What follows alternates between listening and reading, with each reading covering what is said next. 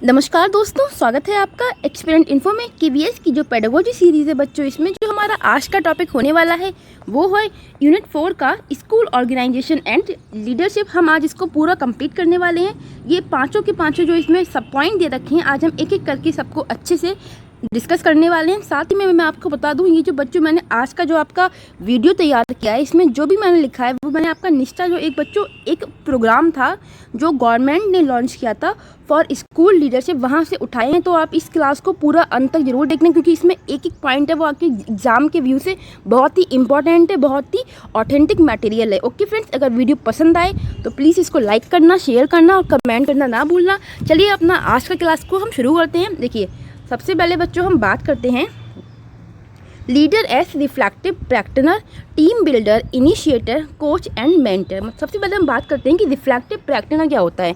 एक अगर मैं आपके लिए आम भाषा में समझाऊं तो एक वो व्यक्ति जो भी आप उसका गोल है, जो भी उसने एक्शन लिया, उसके बारे में आलोचनात्मक अध्ययन करता है कि अगर मैं कोई काम कर रहा हूं तो वो राइट है या रॉन्ग है। एक तरीके से खुद को सेल्फ इवेल्युएट करता है बिना किसी उसके भेदभाव के साथ में। तो उसी को हम बोलते हैं रिफ्लेक्टिव प्रैक्टिनर। जैसे आप लोगों ने एक जो शब्द है रिफ्लेक्टिव थिंकिंग, उसको भी पहले कभी ना कभी तो पढ़ा होगा जब आपने अपने सीटेट एग्जाम हुआ या बाकी जो भी टेट के एग्जाम्स होते हैं उसमें दिया होगा। तो उसी से बच्चों हमारा ये जो वर्ड बनता है रिफ्लेक्टिव प्रैक्टिनर, मतलब कि एक चिंतनशील व्यवसायी। देखिए, हम इसको एग्जाम्पल के थ्रू और अच्छे से समझते हैं। A leader seek to solve problems through a balanced inquiry about practical situation, मतलब कि किसी भी जो सिचुएशन होती है उसके बारे में बैलेंस इंक्वायरी करना, एक तरीके से बिल्कुल निष्पक्ष होके इंक्वायरी करना अबाउट योर सेल्फ, खुद के बारे में। जैसे दोस्तों देखिए, एक एग्जाम्पल पढ़ते हैं, इससे आपको और अच्छे से ये चीज़ क्लियर हो जाएगी। एन एथलीट हु, एक एथलीट जो आफ्टर एवरी प्रैक्टिस, हर प्रैक्टिस के बाद में think about what they did well, कि सोचता है क्या मैंने ठीक किया, व्हाट डिड दे बैडली, क्या मैंने ख़राब किया, वाई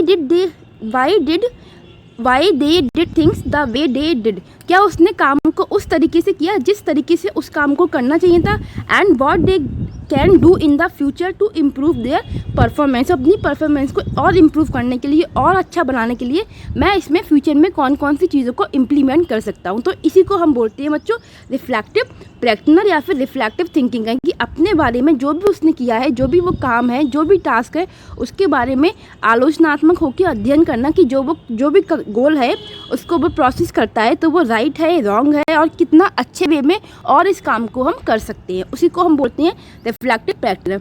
अब हम बात करते हैं बच्चों कि जो हमारी लीडरशिप होती है वो 3 चीज़ पर डिपेंड करती है। मतलब एक अच्छा लीडर है, उसके अंदर ये 3 जो गुण होते हैं वो होने चाहिए। देखिए, पहला होता है बच्चों हमारा नॉलेज, जिसको हम ज्ञान बोलते हैं।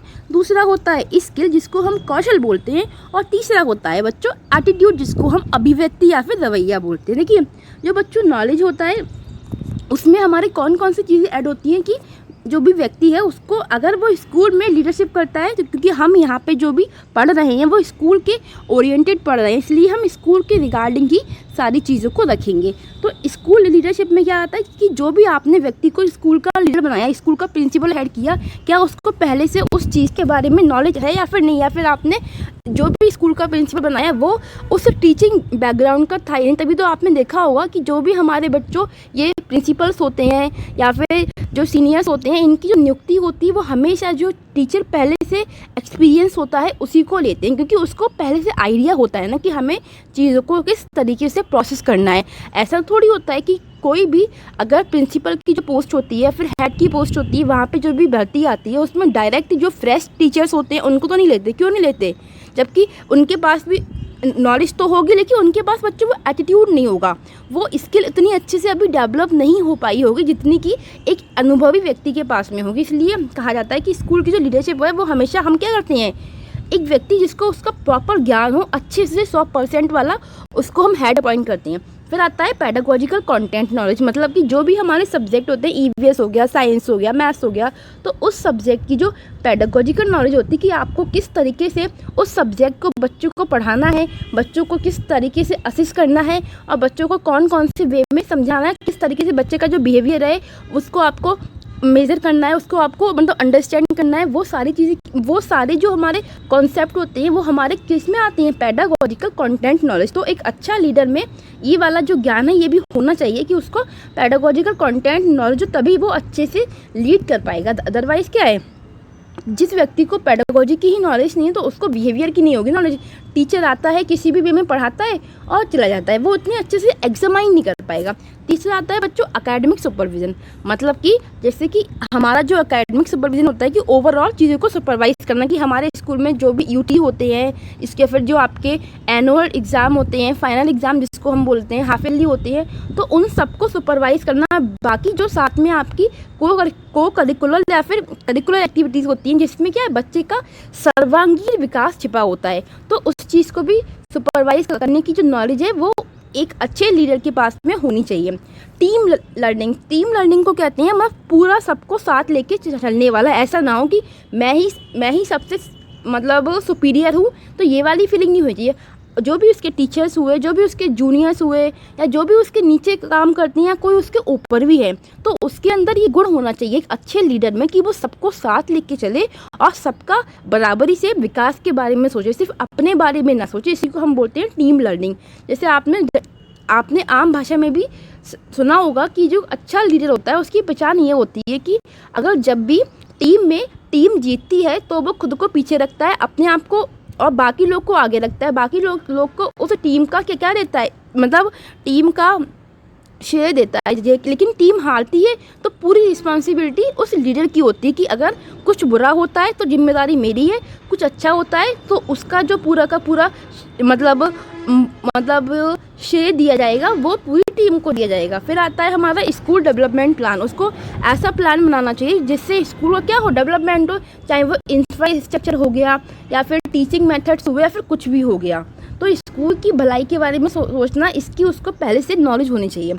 फिर आता है हमारा बच्चों ICT इनिशिएटिव इन एजुकेशन। जैसे कि आज के टाइम में क्या ICT का उपयोग बढ़ गया है, जिसको हम बोलते हैं इंफॉर्मेशन कम्युनिकेशन और टेक्नोलॉजी। तो उसको इस चीज़ का ज्ञान होना चाहिए। ऐसा टीचर ना हो, ऐसा लीडर ना हो जिसको टेक्नोलॉजी के बारे में नॉलेज नहीं, तो वो उतना एडवांसमेंट में स्कूल को भी डेवलप नहीं कर पाएगा। इसलिए आज के ज़माने में ICT का उपयोग उपयोगी है, जो क्योंकि क्या होता है इसमें नए तरीके से हम बच्चों को लर्निंग करा सकते हैं, जिससे बच्चों को पढ़ने में मज़ा आता है और जो हमारा टीचिंग लर्निंग होता है वो भी सक्सेसफुल हो पाता है। फिर आता है बच्चों नॉलेज के बाद में स्किल। देखो नॉलेज होना सब कुछ नहीं होता, नॉलेज तो सबके पास में होती है। जैसे कि अगर मैं बताऊं, हम जितने भी लोग उन्होंने B.Ed भी किया है, BTC भी किया है, जो भी हम बोलें DLED बोलें, लेकिन B.Ed या BTC करने वाला या DLED करने वाला हर व्यक्ति के पास क्या है, सबने सेम ही जो नॉलेज थी एक्वायर की है, लेकिन उसके प्रति, उस टीचिंग के प्रति उनके अंदर क्या वो स्किल है या फिर हम कहें क्या वो एप्टीट्यूड है, क्योंकि हर बच्चा तो टीचिंग वाला एप्टीट्यूड नहीं रखता ना कहीं कुछ बच्चे ऐसे भी होते हैं जिनमें बच्चों को लेके समझ नहीं होती है। तो इसलिए हमने क्या किया, नॉलेज के साथ में स्किल को भी इम्पॉर्टेंट माना है कि मतलब अगर वो स्कूल को लीड करता है तो जो उसका विज़न है वो लंबा होना चाहिए, वो दूर दृष्टिकोण होना चाहिए कि वो सोचता हो कि अगर मैं कोई प्रोग्राम बनाता हूँ आज तो 5 साल के बाद मेरा स्कूल का जो लेवल होगा वो कहाँ पे होगा। एक तरीके से एक अच्छा लीडर वो होता है जिसके पास क्या होता है, दूरदृष्टि वाली सोच होती है। ऐसा ना सोचे कि आज का इतना हो गया कल का कल देखा जाएगा, तो ये वाला जो डरा है ये नहीं होना चाहिए। फिर आता है बच्चों कोलैबोरेशन क्या होता है कि सबको लेके चलना, सबको उसके अंदर चीज़ों को या लोगों के साथ में कोलैब करने की हैबिट होनी चाहिए, जिसको हम बोलते हैं सहयोगात्मक एक तरीके से, है ना। जिससे कि क्या हो, अगर वो डिफरेंट लोगों के साथ में कोलैब करेगा तो उनके से भी जो नए कॉन्सेप्ट होते हैं, नए आइडियाज़ होते हैं वो सीख सकता है ना, और जिसको वो अपने स्कूल के डेवलपमेंट के लिए इम्प्लीमेंट कर सकता है। फिर आता है communication is the most important thing, बिना कम्युनिकेट के कुछ हो नहीं सकता, है ना। फिर आता है एकेडमिक सुपरविज़न। उसके अंदर एकेडमिक सुपरविज़न का भी मतलब स्किल होनी चाहिए कि हमें किस तरीके से चीज़ों को सुपरवाइज़ करना है। ऐसा तो नहीं है ना कि आया एकदम गुस्से में और सुपरवाइज़ करने लगा, मतलब टीचर को डांटने लगा, अरे तुमने अब तक सिलेबस नहीं कराया। तो ये, और बच्चों के सामने अगर जो हेड है वो टीचर को डांट रहा है तो ये बहुत बेकार चीज़ होती है। तो ये वाली हैबिट नहीं होनी चाहिए कि लीडर के अंदर, अगर मैं लीडर की वे में बोलूँ तो भी। फिर होता है supporting transformation of teaching learning. Pro बच्चों प्रोग्राम है यहाँ पे, ठीक है, मैं लिखना भूल गई। नहीं, प्रो मतलब प्रोसेस है, ठीक है, पूरा आ नहीं पाता तो मैंने प्रो लिख के छोड़ दिया, आप लोग समझ जाना, ठीक है। प्रो मतलब प्रोसेस है यहाँ पे। तो टीचिंग लर्निंग में जो नए नए ट्रांसफॉर्मेशन होते हैं, नए नए चेंजेस आते हैं, उनको सपोर्ट करना चाहिए। ऐसा नहीं है कि आज से 20 साल पहले जो टीचिंग का मेथड था वो वही अप्लाई कर रहा है, क्योंकि हमें पता है कि टाइम के साथ में क्या है, चीज़ों की जो आवश्यकता है वो चेंज होती है। तो उसी तरीके से उसको भी सोचना चाहिए, वैसी स्किल उसके अंदर होनी चाहिए। जैसे हम लोग को पता है हमारे जो बच्चों NEP है, तो जो हमारी नेशनल एजुकेशन पॉलिसी हो गई, NCF हो गया, ये भी टाइम पे आते रहते हैं। जैसे कि हमारी 2020 में भी जो आई थी, तो ये क्या है, समय के साथ में जो बदलाव लाने चाहिए, जो बदलाव की वर्तमान में आवश्यकता है, उसको लेकर उसके अंदर स्किल होना चाहिए कि हाँ, हम इस चीज़ों को इस वे में भी और अच्छा कर सकते हैं। फिर आता है प्लानिंग करना और रिव्यू करना। मतलब ये तो वही चीज़ हो गई कि चीज़ों को लेकर प्लान करना, उस प्लान के बारे में सोचना कि ये प्लान कितना अच्छे से काम कर सकता है और अगर या फिर नहीं कर सकता है। फिर आता है बच्चों एटीट्यूड। तो जो उसके अंदर नॉलेज है उसके प्रति स्किल भी हो और साथ ही में वैसा एटीट्यूड भी हो। ऐसा ना हो कि BTC का कोर्स तो किया है सबने, BTC हो गया, DLED हो गया या फिर B.Ed हो गया, लेकिन उनके अंदर एटीट्यूड नहीं है टीचर वाला जो कि होना चाहिए।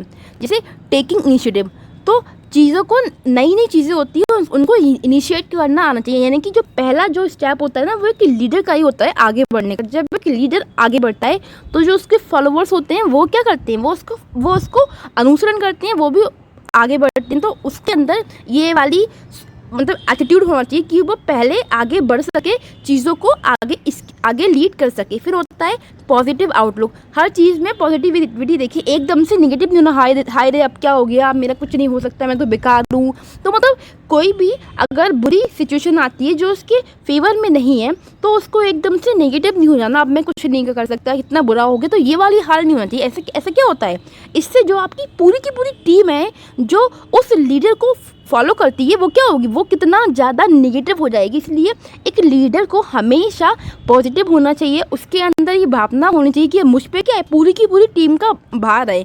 अगर मैं ही बुरा मतलब बोलने लगा या फिर मैं बुरा सोचने लगा, तो मेरी टीम के वैसे ही तोते उड़ जाएंगे। फिर होता है बीइंग प्रोएक्टिव, बहुत एक्टिव होना चाहिए। उसके अंदर न्यू चीज़ों को लेके इनिशिएट करने वाली जो फीलिंग होती है, उससे यहाँ पे मतलब है। ऐसा ना हो कि मतलब एक्टिवनेस की उसके अंदर कमी नहीं होनी चाहिए। कोई भी काम हो, कितनी फास्टली हम उसको एग्जीक्यूट करते हैं, ये उसके अंदर होना चाहिए। फिर आता है कि बिलीव करना चाहिए कि एवरी चाइल्ड कैन लर्न, कि हर बच्चा सीख सकता है। सबसे अच्छी बात है कि ये वाला जो एटीट्यूड है वो एक टीचर में हो या लीडर हो, हेड हो, जो भी लीडर है, जो भी लीड कर रहा है, उसको पर्सपेक्टिव में कहा गया है कि उसके अंदर ये वाली फीलिंग होनी चाहिए कि बच्चा चाहे कितना भी बेकार है, लेकिन फिर भी उसके अंदर सीखने की एबिलिटी है।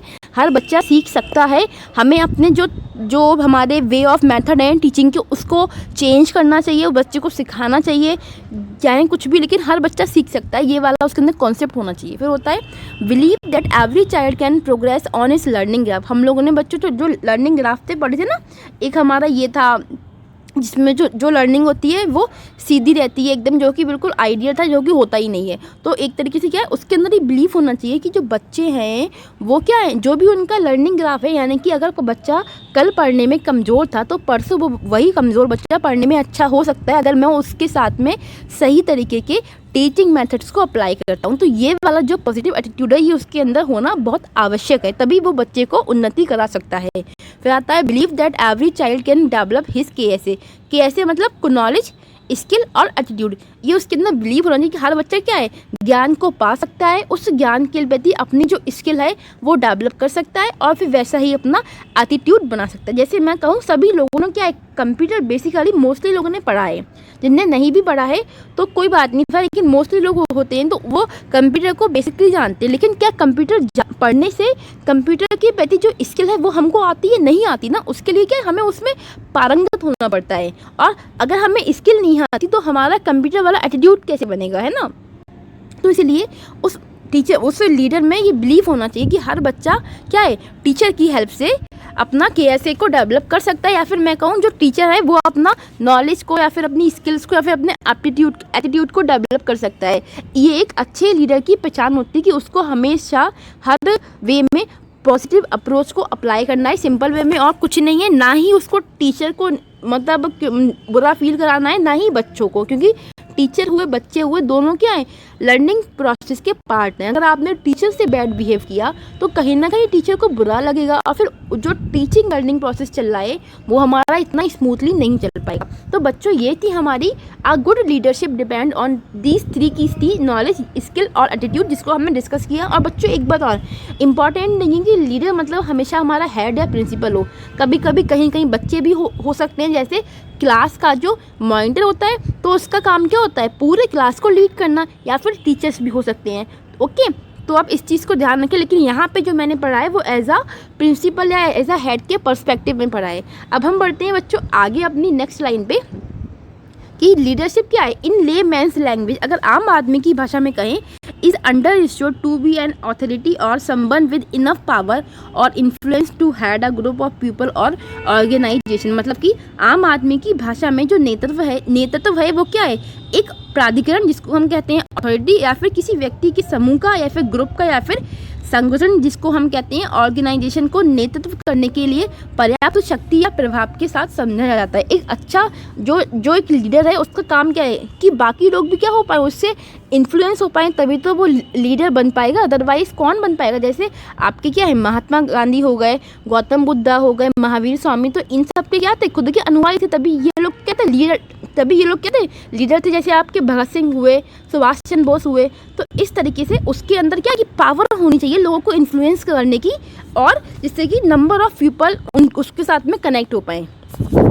अभी हम इसमें एक चीज़ और समझते हैं कि लीडरशिप क्या है, एक तरीके से इन्फ्लुएंस प्रोसेस है। आप इसको जोर जबरदस्ती या धक्का मुक्की करके नहीं किसी के अंदर पैदा कर सकते हो। ये क्या है, लोगों को प्रभाव डालती है। जैसे बहुत सारे टीचर्स होते हैं जिनका पढ़ना बच्चों को अच्छा लगता है, तो बच्चों के लिए वो टीचर्स क्या हो गए, उनके लीडर्स हुए। तो उन जो टीचर है उसके क्या होते हैं, बहुत सारे फॉलोअर्स होते हैं। इस तरीके से हम समझ सकते हैं कि जो लीडरशिप होती है वो हमारी एक इन्फ्लुएंस डालने वाला प्रोसेस होती है। जो आपको अच्छा लगता है वो आपका क्या कहता है, लीडर कहता है। जैसे अब हम इसको एक वे में और समझते हैं बच्चों, there is an inherent difference in the way one work on an administrator, manager और लीडर। अगर हम बात करें कि जो हमारा एडमिनिस्ट्रेटर होता है जिसको हम कहते हैं प्रशासक, ये होता है मैनेजर जिसको हम कहते हैं प्रबंधक, और लीडर मतलब होता है हमारा नेता। ठीक है, तो एडमिनिस्ट्रेटर, मैनेजर, लीडर, इन तीनों में ना थोड़ा डिफरेंस है, और ये तीनों एक व्यक्ति भी हो सकते हैं। जैसे मैंने आपको पहले भी कहा था कि ऐसा नहीं है कि जो लीडर हो वो मैनेजर ना हो और जो मैनेजर हो वो एडमिनिस्ट्रेटर ना हो। जैसे कभी कभी हमको पता है कि जब स्कूल में टीचर्स कम होते हैं किसी सब्जेक्ट के, तो हम क्या करते हैं कि हमारे स्कूल में जो अगर कोई कंप्यूटर का टीचर है तो उसी को हमने ये काम सौंप दिया कि इंग्लिश भी तुम ही पढ़ाओगे। तो ये वाला बच्चों इसमें हाल होता है। लेकिन इन सब का जो वर्क होता है उसमें माइनर डिफरेंस होता है। जो बच्चों हमारा एडमिनिस्ट्रेटर होता है जिसको हम कहते हैं प्रशासक, उसका काम क्या होता है, adherence to rule and regulations, मतलब कि नियमों का और विनियमों का पालन करना। मतलब उसके ऊपर से जो भी नियम या जो भी रूल्स हैं वो उसको लिखे मिल रहे हैं वो सिर्फ उनको फॉलो करता है। इसके अलावा यहाँ पे वो खुद का जो कॉग्निशन है उसका कोई यूज़ नहीं करता। सीधे आपने क्या किया, एक पेपर पे जो भी रूल्स लिख के आते हैं स्कूल के लिए जो बनाए जाते हैं सिर्फ उसको फॉलो करना, इसी को हम बोलते हैं एडमिनिस्ट्रेटर। यहाँ पे ये खुद से कोई भी इनिशिएट नहीं कर सकता। फिर आता है बच्चों हमारा मैनेजर, इसको हम कहते हैं मेंटेनिंग टास्क एंड रिलेशनशिप। इसका काम क्या होता है, जो भी टास्क इसको दिए जाते हैं करने के लिए उनको क्या करता है, अच्छे से मैनेज करता है, साथ ही में लोगों के साथ में अपने रिलेशन को स्ट्रांग करता है। लाइक दिस, जैसे मैनेजर है स्कूल का तो उसका जो काम होगा, जो दूसरे स्कूल होंगे जो वहाँ के भी जो मैनेजर्स होंगे उनके साथ में भी उनका क्या होगा, एक कनेक्शन होगा। तो ये क्या करता है, एक तरीके से सबको जितनी भी स्कूल को लेके जो ड्यूटीज़ होती हैं उसको क्या करता है, मैनेज करने का काम करता है। ठीक है, और जो बच्चों हमारा होता है लीडर, वो क्या करता है, विजन, मतलब ये एक तरीके से दूरदृष्टि, ये एकदम फ्री आदमी है, इसकी मर्जी है जो करे। तो इसका काम क्या है, यहाँ पे सबसे ज़्यादा जो कॉग्निशन है वो इसका होता है लीडर का। ये सोचता है कि कैसे मैं इस चीज़ को और अच्छे में इम्प्रूव करूँ, कैसे मैं इस चीज़ को बच्चों के सामने पेश करूँ कि बच्चों को अच्छे से समझ में आ गई। तो ये हमारे क्या होते हैं, थोड़ा डिफरेंस होता है इन सब के काम में। लेकिन ऐसा नहीं है कि एक व्यक्ति जो लीडर हो वो मैनेजर ना हो या फिर एडमिनिस्ट्रेटर ना हो, वो लीडर भी हो सकता है, मैनेजर भी हो सकता है और एडमिनिस्ट्रेटर का भी रोल प्ले कर सकता है। जैसा कि मैंने आपको बताया था कि स्कूल में अगर टीचर्स की कमी होती है तो हम क्या करते हैं, जो कंप्यूटर पढ़ाता है टीचर्स, उसी को इंग्लिश का सब्जेक्ट देते हैं कि इंग्लिश भी तुम ही संभाल लो। तो ये वाला हाल होता है इसमें। फिर आता है बच्चों हमारा the best leadership style is to influence other without authority and create a climate of trust free from fear of rewards और पनिशमेंट। तो सबसे अच्छा जो लीडरशिप का स्टाइल होता है वो क्या होता है, दूसरों को इन्फ्लुएंस करना कि लोग आपके प्रभाव में आए बिना आप उनके साथ मतलब कट्टर हुए। जैसे कि जो सर्वश्रेष्ठ नेतृत्व शैली होती है वो क्या होती है, बिना अधिकार के, बिना क्या हुए, बिना आप किसी को पनिश किए, जोर जबरदस्ती किए लोगों पे अपना प्रभाव डालो। ना कि जैसे कि अगर मैं बोलूँ डेमोक्रेटेड, कि लोग आपको खुद से पसंद करें, बजाय इसके कि आपने ताना, जो हिटलर होता है ना, जो हिटलर वाला आपको गुण नहीं रखना चाहिए कि मैं हिटलर बन जाऊँगा तो सब मेरे बनेंगे फॉलोवर्स, ये वाला विचार ना हो। इसकी जगह क्या हो कि हम डेमोक्रेटेड जो होती है कि लोग आपके जो इन्फ्लुएंस है उसमें खुद से आए बिना किसी पे जोर जबरदस्ती किए। तो ये इसलिए हमने जो बच्चों 3 हमारे कीवर्ड्स थे ना इसमें, एक मिनट बस एक मिनट कहाँ गया, हाँ, इसमें जो हमारे 3 वर्ड्स थे, इन्फ्लुएंस करना, पावर और अथॉरिटी। तो सबसे अच्छा होता है हमारा इन्फ्लुएंस करना, कि आप कितना ज़्यादा अदर पीपल को इन्फ्लुएंस कर पाते हो, अपनी बातों से कितना ज़्यादा दूसरों को सहमत कर पाते हो, बजाय जो जबरदस्ती किए बिना किसी को पनिश करे हुए। ठीक है, इसलिए हमने सबसे अच्छा जो स्टाइल माना है लीडरशिप का वो क्या होता है बच्चों, इन्फ्लुएंस करना होता है। ओके, अब हम अपने बच्चों जो हमारा नेक्स्ट टॉपिक है उस पर आगे मूव ऑन करते हैं। Perspective on school leadership, instructional, distributive और ट्रांसफॉर्मेटिव। अब हम अपने इस टॉपिक को कवर करेंगे। देखिए बच्चों, सबसे पहले हम बात करते हैं कि at present develop a vision for a school and begin the journey of realizing the vision with the aim of holistic development of every child. देखो आपको क्या करना है, हर बच्चे के जो होलिस्टिक डेवलपमेंट यानी कि बच्चे का जो सर्वांगीण विकास है उस पर जोर देना है। एक जो भी लीडर हो, टीचर हो या फिर जो भी कोई हो, उसका मुख्य जो उद्देश्य होगा वो बच्चे के होलिस्टिक डेवलपमेंट का है।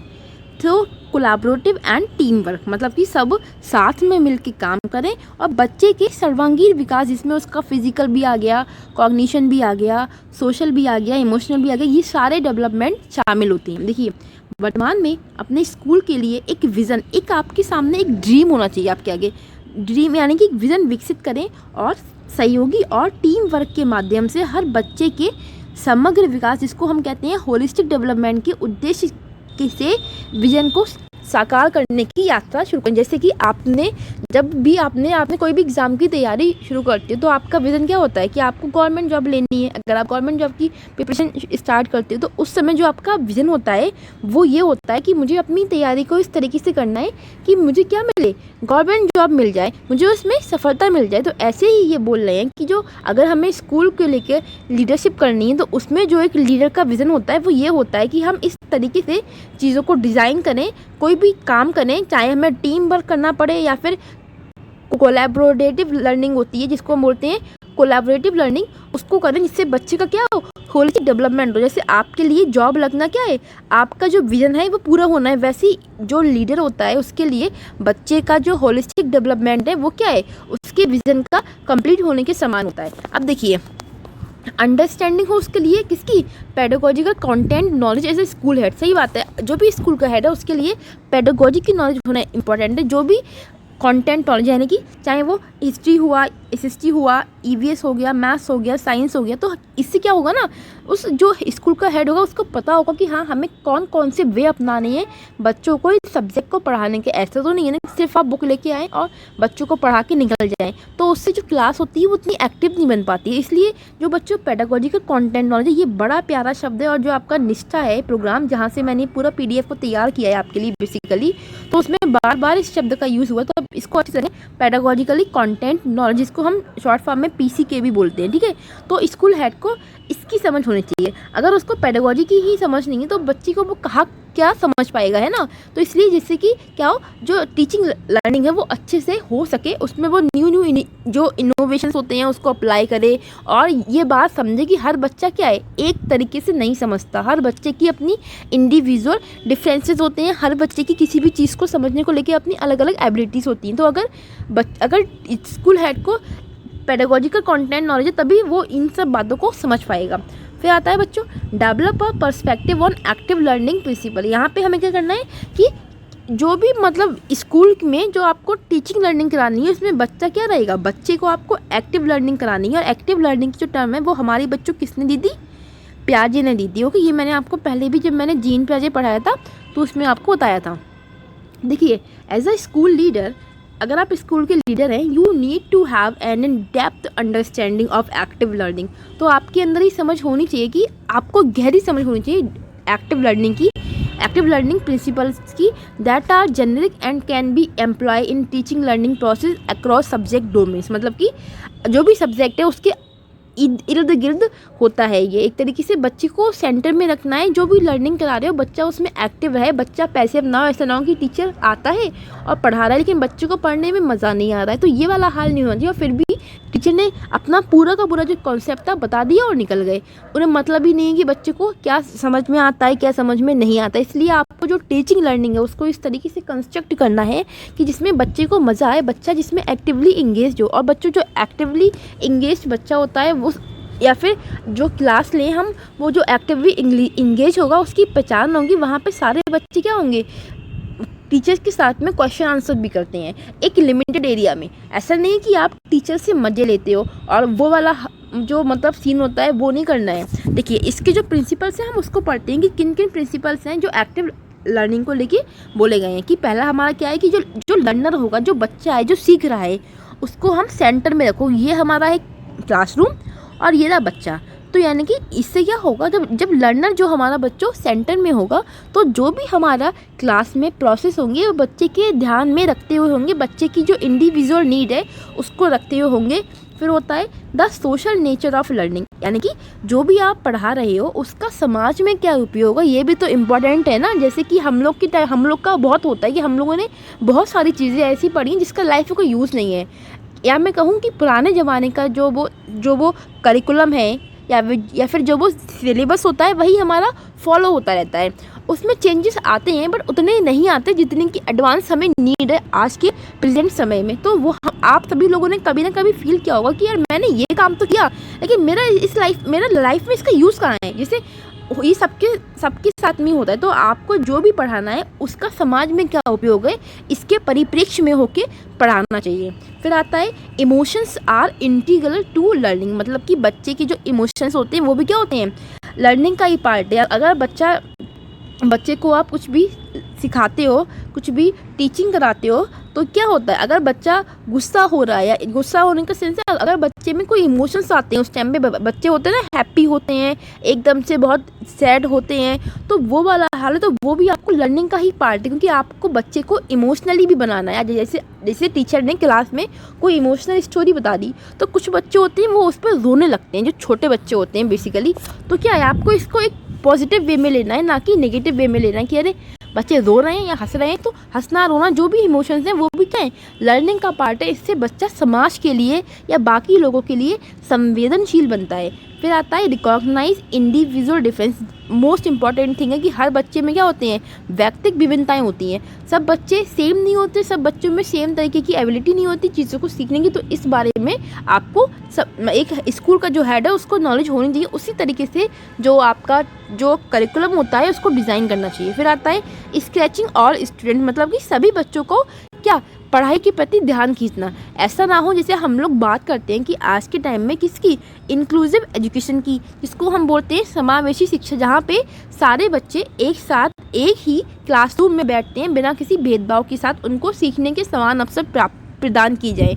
तो उसी को लेके कहा गया है कि सभी बच्चों का जो ध्यान है वो क्या हो, सीखने की ओर आकर्षित होना चाहिए। फिर आता है असिस्टमेंट फॉर लर्निंग। सही बात है, जितना भी आपने बच्चे को सिखाया, लर्निंग कराई, तो आपको उसको असिस्ट करना भी इम्पोर्टेंट है। अदरवाइज आपको पता ही नहीं लगेगा कि बच्चे ने कितना सीख लिया और आपको जो आपका टीचिंग लर्निंग का वे है उसमें क्या इम्प्रूवमेंट करनी है ना। फिर आता है बिल्डिंग हॉरिजॉन्टल कनेक्शन, मतलब कि क्षैतिज संबंध बनाना। इसको बेटा हम इस परिप्रेक्ष्य में समझते हैं कि आप बच्चे को जो पढ़ाते हो एक तरीके से ये हमारा इसी में हो गया the social nature of learning, कि बच्चे को जो पढ़ा रहे हो उसका समाज में, दुनिया में क्या उपयोगिता है, उसका क्या क्या यूज़ है, तो वो वाला जो लर्निंग सेंस है वो डेवलप करना। तो ये हमारे क्या थे बच्चों, क्लास में एक्टिव लर्निंग के प्रिंसिपल्स की, जो स्कूल का हेड है उसको एक्टिव लर्निंग के लिए कौन कौन से प्रिंसिपल को फॉलो करना चाहिए। देखो ये सब बातें बड़ी बेसिक हैं, कुछ अलग नहीं है, बस आपको नया सा जो यूनिट है बना के दे दिया गया है, क्योंकि आपको क्या ये सब आपने पहले ही पढ़ा है कि बच्चे को हमें हमेशा सेंटर में रखना होता है, हमेशा बच्चे को भलाई के बारे में सोचना है, बच्चे के इमोशंस को प्रायोरिटी देनी है। बच्चा अगर गलतियाँ करता है तो वो जो गलतियाँ होती हैं वो भी क्या होती हैं, लर्निंग का ही पार्ट होती है, ये मानना है। ना कि ये अगर बच्चे ने क्लास में कोई गलती करी तो आके आपने उसको ठोक दिया, वो वाला हिसाब यहाँ पे फॉलो नहीं होना चाहिए। फिर बच्चों हमारा आता है नेक्स्ट आता है कि 7 की रोल्स हैं ऑफ अ स्कूल लीडर्स।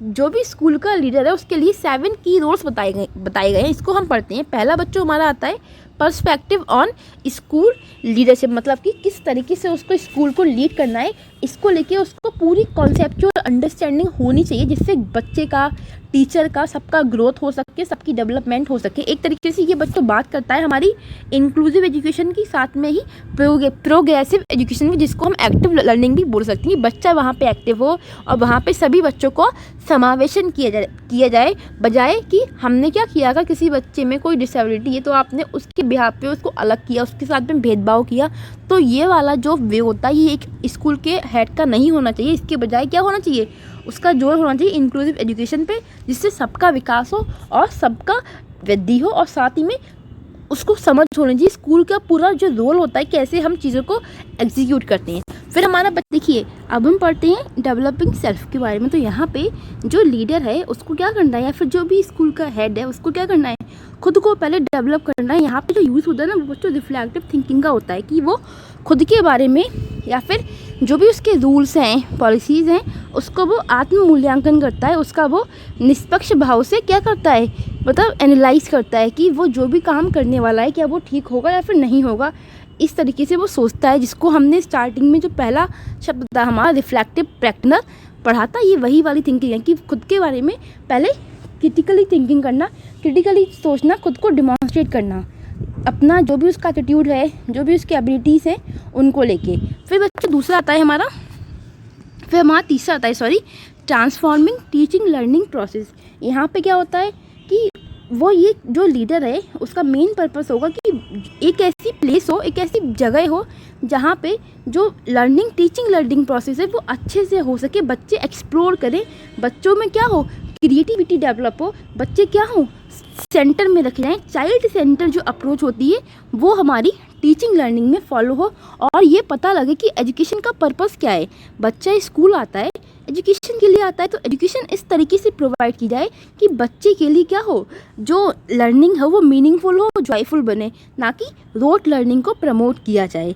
इसलिए हमें क्या करना है, बच्चे को चाइल्ड सेंटर में रखना है, बच्चे की जो क्रिएटिविटी है उसको निकालना है, उसमें इम्प्रूवमेंट लाना है, बच्चे को एक्सप्लोर कराना है कि बच्चा खुद से चीज़ों को करे और समझे। फिर हमारा नेक्स्ट आता है बिल्डिंग एंड लीडिंग टीम्स। तो यहाँ पे क्या आता है, लीडर को ये समझना चाहिए कि स्कूल क्या है, फिर मैं हेड बोलूँ कि स्कूल क्या है, एक यूनिट होता है पूरा, ये हमारा स्कूल हो गया, तो ये पूरा स्कूल क्या एक यूनिट की तरह काम करता है। अगर इसमें सभी लोग क्या हैं साथ में बैठ के काम करें, टीम वर्क करें, तो क्या होगा, बेटर तरीके से काम हो पाएगा। जैसे कि हम आम जो हमारी भाषा है, जीवन है, उसमें उपयोग करते हैं कि एक से भले दो होते हैं ना, कि क्योंकि अगर आप किसी काम को अकेले करते हो तो आपको उसमें ज़्यादा टाइम लगता है। यहाँ पे क्या होता है, आपके सिंगल थॉट्स प्रोसेस होते हैं, वही कोई व्यक्ति एक काम को करता है उसमें 2-3 लोग इंक्लूड होते हैं, तो उसमें क्या होते हैं, बहुत सारे लोग के जो आइडियाज़ होते हैं, वैल्यूज़ होती हैं, वो आपस में चेंज होती हैं। इससे हम उस काम को और अच्छे तरीके से कर सकते हैं। जब 2-4 लोग और उसमें ऐड होते हैं, तो वही बात यहाँ पे कही जाती है कि स्कूल क्या होता है, पूरा एक यूनिट की तरह होता है जहाँ पे हर कोई गोल्स पाने के लिए काम करता है। तो इसलिए जो टीम वर्क होता है ना, वो ना सिर्फ बेटर फंक्शन के लिए कि मतलब जो भी काम कर रहे हैं ना सिर्फ वो अच्छा होता है, बल्कि क्या होता है, लोगों के जो आइडियाज़ होते हैं वो भी साथ में चेंज होते हैं। इससे जो वैल्यूज़ होती हैं, जो स्किल होती हैं एक टीम की, वो भी पहले से ज़्यादा अच्छी होती हैं। इससे वो क्या होता है, इफ़ेक्टिव वे में लोग बात कर पाते हैं, कोलैबोरेशन होता है चीज़ों का, और भी बहुत सारी चीज़ें होती हैं। तो हमारा और जो हमारा मेन मुद्दा क्या है ताकि बच्चे की जो पढ़ाई है वो एकदम अच्छे वे में हो। तो हमें जब हम 4 नए लोगों से डिस्कस करते हैं तो 4 नई बातें निकल के आती हैं। इससे हम क्या करते हैं, एक कंक्लूजन निकालते हैं और फिर जाके उसको टीचिंग लर्निंग पे अप्लाई करते हैं। इससे जो लर्निंग होती है वो काफ़ी इफेक्टिव वे में हो पाती है। फिर हमारा नेक्स्ट आता है लीडिंग इनोवेशन, यानी कि जो हेड है उसको क्या करना चाहिए, उसको इनोवेट करने वाला होना चाहिए। कोई भी प्रॉब्लम आती है अगर सामने, तो उसको क्या हो, उसके अंदर ये कॉन्फिडेंस होना चाहिए कि मैं इसको सॉल्व कर लूँगा। उसको नेगेटिव नहीं होना है, उसको पॉजिटिव अप्रोच को फॉलो करना है और इनोवेटिव होना है। कुछ एक तरीके से नई तरीके से चीज़ों को सोचने वाला होना चाहिए, बजाय एक ही तरीके से चीज़ों को सोचने वाले के। फिर आता है हमारा लीडिंग पार्टनरशिप। देखिए, पार्टनरशिप हमारा बहुत मेन रोल प्ले करता है कि आप क्या करो, लीड करो पार्टनर की फॉर्म में। जैसे अगर आप एक स्कूल, जैसे आपके दोस्त होते हैं, अगर 2 दोस्त हैं और पढ़ाई करने बैठे हैं, उनको अगर आपस में कुछ नहीं आया तो वो लोग क्या करते हैं, एक दूसरे से पूछते हैं और फाइनली फिर उस चीज़ को जो सॉल्यूशन होता है निकाल देते हैं। ऐसे ही अगर आप पार्टनर्स के तौर पे काम करते हो एक तरीके से, तो क्या होता है, जो भी आपका काम है वो अच्छे तरीके से होता है। जो भी हेड है उसका ये फ़र्ज़ बनता है कि वो खुद को एकदम सुपरवाइज ना करे, उसको क्या करना है, टीचर्स को भी साथ लेके चलना है। उनकी जो वैल्यूज़ होती हैं, अगर वो किसी चीज़ को लेके अपना कोई भी मतलब एडवाइस शेयर करती हैं, तो उस एडवाइस को अगर हेड को लगता है कि वैल्यू देनी चाहिए तो उस चीज़ को वैल्यू देनी चाहिए। इसमें हमारे बच्चों जो पेरेंट्स आते हैं वो भी इंक्लूड हो सकते हैं। इसमें जो हमारी कम्युनिटी आती है वो भी इंक्लूड हो सकती है कि यहाँ पे बात किसकी है, पार्टनरशिप की है। अगर जो हेड है उसको 4 बातें, अगर अच्छी बातें स्टूडेंट्स के जो पेरेंट्स होते हैं उनसे पता लगती हैं, तो वो क्या है, वो बढ़िया बात है ना। तो वो उस चीज़ को जो बच्चों की पढ़ाई है उसमें इम्प्लीमेंट कर सकते हैं। या फिर मैं कहूँ जो कम्युनिटी होती है वो भी इसमें अपना रोल प्ले करती है ना। तो टीचर को क्या करना है, जो हेड को क्या करना है, टीचर्स हो गए, पेरेंट्स हो गए, कम्युनिटी हो गई, सबको इन्वॉल्व करना है। ऐसा नहीं है कि मैं ही हूँ जो हूँ वाला हिसाब नहीं रखना है। फिर आता है बच्चों हमारा लीडिंग स्कूल एडमिनिस्ट्रेशन। देखो इसमें क्या होता है, ये हमारा आ गया सारा प्रशासनिक काम से संबंधित, जिसको हम कहते हैं एक तरीके से जो हेड है उसको क्या है, जैसे जो गवर्नमेंट होती है वो कुछ रूल्स बनाती है, पॉलिसीज़ बनाती है, तो और जो मतलब स्कूल के इंफ्रास्ट्रक्चर हो गया, बच्चों की पढ़ाई लिखाई हुई, यूनिफॉर्म हुई, तो हर चीज़ के लिए पैसे देती है। या फिर जो भी रूल्स बनाती है उन सबको मैनेज करने का काम किसका होता है, स्कूल के जो हेड होता है उसका होता है ना। तो उसको क्या करना है कि इस तरीके से जो भी रूल्स बनते हैं या फिर जो भी गवर्नमेंट की तरफ से बच्चों के लिए फ़ंड आता है उसको अच्छी तरीके से यूटिलाइज़ करना है, जिससे बच्चों की भलाई में उपयोग में आ सके। लेकिन आज के टाइम में होता क्या है, गवर्नमेंट जो पैसा देती है, हमारे यहाँ जो हेड होते हैं वो क्या करते हैं, उस पैसे को खा लेते हैं। आम भाषा में अगर आप लोग के यहाँ फैमिली में कोई बेसिक में होगा तो सब जानते होंगे कि स्कूल में चलता क्या है। हम बस अच्छी बातें बच्चों किताबों में ही पढ़ते हैं, रियलिटी में तो चीज़ें बहुत दूर रहती हैं। तो ये कुछ क्या है, 7 कीज़ होती हैं, 7 की रोल होती हैं जो कि एक स्कूल का जो लीडर है या फिर मैं हेड कहूँ उसको प्ले करने होते हैं, उसको इन सब की भूमिका निभानी होती है। आप इसको इंग्लिश में ही पढ़ना क्योंकि ये कीवर्ड के तौर पर दे रखा है। अगर आपको इसको डीप में ज़्यादा पढ़ने का शौक आ रहा हो तो मैं आपके लिए ये पूरी जो निष्ठा की जो PDF है बच्चों 47 पेज की और 2 पेजों की निष्ठा 2.0 की है, उसकी मैं आपको भेज दूंगी। तो आप चाहो तो इसको और डिटेल में पढ़ सकती हो, बट मेरे ख्याल से इस समय टाइम लास्ट है, तो आपको मेनली जो वर्ड्स हैं उसको पता होना चाहिए कि उनका मीनिंग क्या होता है। फिर हमारा नेक्स्ट आता है कि roles and functions of a school leader, कि जो स्कूल का लीडर होता है उसके फंक्शंस क्या क्या है, उसके काम क्या क्या है। पहला काम क्या है, इंस्ट्रक्शनल लीडरशिप, जिसको हम क्या कहते हैं, निर्देशात्मक नेता। यानी कि यहाँ पे क्या होगा, इंस्ट्रक्शन देने का काम होगा, या फिर इसको हम बच्चों एकेडमिक लीडरशिप भी कहते हैं। क्यों कहते हैं अभी हम आपको समझाएंगे। पहला क्या है, प्लानिंग द करिकुलम, क्योंकि इसमें क्या होता है, पूरा जो भी आपका 1 साल के लिए करिकुलम होना है, जिसमें आपकी स्कूल में जो भी एक्टिविटीज़ होनी है, जो भी चीज़ें होनी है, उन सब को लेके पहले से प्लान किया जाता है और टीचर्स को इंस्ट्रक्ट करते हैं कि आपको ऐसे चीज़ों को कंप्लीट कराना है। दूसरा क्या होता है, टीचर प्रोफेशनल डेवलपमेंट। इसमें क्या होता है, टीचर्स के भी प्रोफेशनल डेवलपमेंट के लिए टाइम पे आपने देखा होगा ट्रेनिंग्स होती हैं, जैसे कि वहाँ पे टीचर्स नई स्किल्स सीखते हैं बच्चों को पढ़ाने की। बहुत वीडियोस आती हैं यूट्यूब यूट्यूब पे भी और आपके आसपास घर में अगर कोई बेसिक में होगा तो आप लोग जानते होंगे कि बीच बीच में छोटे छोटे प्रोग्राम्स होते हैं टीचर्स के प्रोफेशनल डेवलपमेंट के लिए जो चलाए जाते हैं। तो यहाँ पे जो स्कूल का लीडर है वो क्या करता है, टीचर्स को यहाँ पे इंस्ट्रक्शन देने का काम करता है। फिर आता है डिज़ाइनिंग टीचिंग लर्निंग प्रोसेस, कि आपको बच्चे को किस तरीके से कोई भी चैप्टर कोई भी चीज़ समझानी है उसको डिज़ाइन करना, कि आपको इसमें कौन कौन से टूल्स यूज़ करने हैं, क्या क्या TLM यूज़ करना है एक तरीके से, है ना। तो ये सब चीज़ों को हम डिज़ाइन करते हैं यहाँ पे। ये डिज़ाइनिंग करना ये किस में आ रहा है, इंस्ट्रक्शन देने का ही तो टाइप है एक तरीके से। या फिर सुपरवाइज करना है स्टूडेंट का लर्निंग आउटकम्स, यानी कि लर्निंग कस्टम्स, कि छात्र हैं जिस तरीके से सीख रहे हैं उनका पर्यवेक्षण करना, उनको चेक करना कि बच्चे क्या हैं। यहाँ पे आउटकम्स होगा बच्चों, कस्टम्स नहीं होगा, ये थोड़ा रॉन्ग हो गया है, ठीक है। यहाँ पे आउटकम्स लिख देना, पता नहीं क्या दिमाग में था, कस्टम्स लिख दिया। तो सुपरवाइज करना कि बच्चे को जो भी टीचर ने सिखाया है उसको असेसमेंट लेना, एक तरीके से उसका मूल्यांकन करना कि बच्चे ने किस हद तक अपने जो भी स्कूल ने लर्निंग ऑब्जेक्टिव सेट किए थे वो किस हद तक बच्चे ने मतलब प्राप्त करे हैं या फिर नहीं करे हैं। तो उसको हम क्या करते हैं, इंस्ट्रक्ट करते हैं। यहाँ पे जो हेड होता है स्कूल का, जो लीडर होता है, वो क्या करता है, टीचर्स को इंस्ट्रक्शन देता है कि अब तुम्हारे लिए अब इसी महीने में UT होंगे, इस महीने में एनुअल जो एग्ज़ाम होते हैं वो होंगे, हाफ ईयरली एग्जामिनेशन होंगे।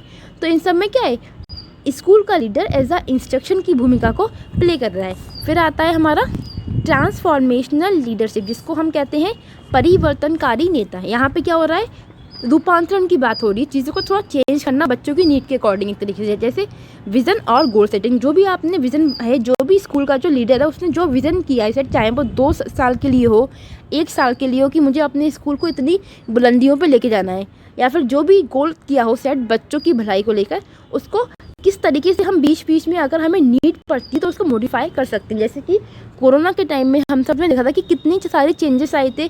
ऐसा तो नहीं था कि उस समय हर स्कूल का कोई विज़न ना हो, गोल ना हो, बच्चों का ना हो, लेकिन क्या हुआ, बच्चों ने या स्कूल ने सब ने क्या किया, नीड के अकॉर्डिंग अपने जो गोल्स थे उसको मॉडिफाई किया, अपना जो विज़न था। जैसे जो पूरी की पूरी बच्चों एजुकेशन थी वो क्या हुई, ऑफलाइन से ऑनलाइन आ गई। तो ये क्या है, मॉडिफाई करना, ट्रांसफॉर्म करना चीज़ों को। फिर होता है मोटिवेटिंग एंड डेवलपिंग पीपल, यानी कि लोगों को प्रेरित करना और उनका विकास के बारे में सोचना।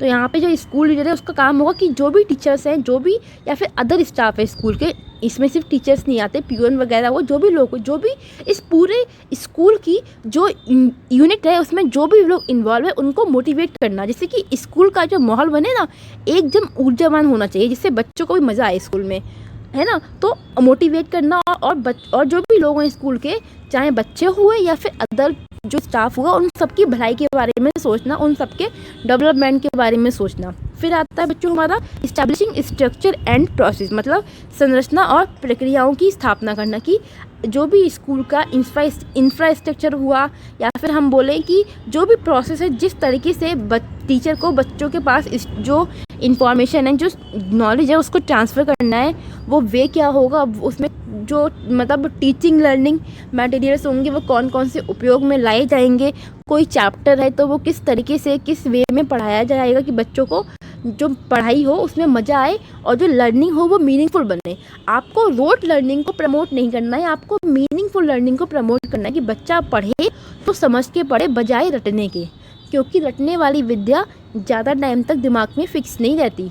फिर आता है फोकस्ड ऑन स्टूडेंट लर्निंग, छात्रों के सीखने पर ध्यान केंद्रित करना है कि बच्चा सीख रहा है या फिर नहीं सीख रहा है, या फिर टीचर ने सिर्फ आते हैं लेक्चर देते हैं निकल जाते हैं। तो ये वाला हाल ना हो, बच्चे को सिखाना है, बच्चे को एक्टिव करना है। बच्चा जो टीचिंग लर्निंग प्रोसेस चल रहा है, बच्चा उसमें एक्टिव फॉर्मेशन में होना चाहिए। देखिए घूम फिर के हमारी ना 2-4 बातें ही आती हैं कि बच्चा एक्टिव हो, बच्चा चाइल्ड सेंटर में हो, और टीचर को ऐसा इन्वायरमेंट क्रिएट करना है कि बच्चे को वहाँ पे अच्छा फील हो, बच्चे को वहाँ पे कंफर्टेबल फील हो, जिससे कि बच्चे का ओवरऑल होलिस्टिक डेवलपमेंट हो सके। फिर हमारा आता है तीसरा वाला डिस्ट्रीब्यूटेड लीडरशिप, जिसको कहते हैं वितरित नेता। यहाँ पे क्या, आप रिस्पॉन्सिबिलिटीज़ को सभी लोगों में बांट देते हो। जैसे स्कूल में पियोन होते हैं और पियोन होते हैं और बच्चों टीचर्स होते हैं, बच्चे होते हैं, साथ में वो भी होते हैं, असिस्टेंट वगैरह भी होते हैं कुछ, है ना। तो ये सब क्या है, आपने हर किसी को उसकी जिम्मेदारी को बांट दिया है। टीचर का काम क्या है, बच्चों को पढ़ाना, भाई पियोन का काम क्या है, अपनी जो पियोन की ड्यूटी है उसको निभाना। बाकी जो असिस्टेंट है उनका काम क्या है, टीचर्स को हेल्प देना, टीचर्स को हेल्प करना, किसी न किसी चीज़ में, जैसे हमारे घर में होता है, अगर जब भी आप लोग के यहाँ, जब भी किसी के यहाँ भी कोई भी फेस्टिवल आता है तो सभी के घरों में सफाई तो होती है। तो उस समय क्या होता है, मम्मी जो होती हैं काम को सब में बांट देती हैं, जिससे कि काम हमारा अच्छे तरीके से हो जाए और कम समय में हो जाए। इसी तरीके से स्कूल में भी होता है बच्चों, जो डिस्ट्रीब्यूटेड लीडरशिप के नाम से जाना जाता है, कि जिसमें क्या करते हैं, डिस्ट्रीब्यूटिंग टास्क एंड रिस्पॉन्सिबिलिटीज़। यहाँ पे आपने क्या किया, जो भी कार्य थे, जो भी रिस्पॉन्सिबिलिटीज़ थी, उसको डिस्ट्रीब्यूट कर दिया लोगों के बीच में, जो स्कूल में है, जो स्टाफ हुआ, नॉन स्टाफ हुआ, है ना, जिससे कि जो हमारी बच्चों, जो भी हमारा पूरे स्कूल का सिस्टम है, जो डेवलपमेंट प्लान है, वो सक्सेसफुल हो सके। फिर आता है रिसोर्स डिस्ट्रीब्यूशन। आपने क्या किया, यहाँ पे आपके आते हैं बेंचेस भी आ जाएंगी यहाँ पे, या फिर आपके TLM में जो चीज़ें यूज़ होती हैं, आपकी ऑडियो विजुअल एड्स हुई, या फिर जो आपका चॉक हो गया, डस्टर हो गया, फर्नीचर हो गया, फैन हो गया। एक तरीके से यहाँ पे बात हो रही है कंड्यूसिव इन्वायरमेंट की, कि आपको क्या करना है, कंड्यूसिव इन्वायरमेंट क्रिएट करना है, जिसको हम कहते हैं कंफर्टेबल इन्वायरमेंट, जहाँ पे बच्चा क्या हो, आसानी से सीख सके, उसको वहाँ पे अपनापन महसूस हो सके। फिर आता है हमारा फोकस ऑन स्टूडेंट लर्निंग, यानी कि छात्रों के सीखने पर ध्यान केंद्रित करना, कि बच्चा क्लास में बैठा है तो उसका दिमाग क्लास में होना चाहिए। ऐसा ना हो कि क्लास में तो बैठा है लेकिन उसका दिमाग में कुछ और ही आ रहा है, तो ये वाला हाल ना हो। इसलिए हम कह रहे हैं कि बच्चों की जो लर्निंग है छात्रों की, वो किस पे केंद्रित हो, वो लर्निंग पे छात्रों का ध्यान केंद्रित होना चाहिए, बजाय किसी और चीज़ पे। यानी कि वो एक्टिवली इंगेज हो पढ़ाई में, जब टीचर क्लास में पढ़ा रहे हो तो वो एक्टिवली इंगेज हो, और एक्टिवली इंगेज होंगे जब उनको पढ़ाई में मज़ा आ रहा होगा।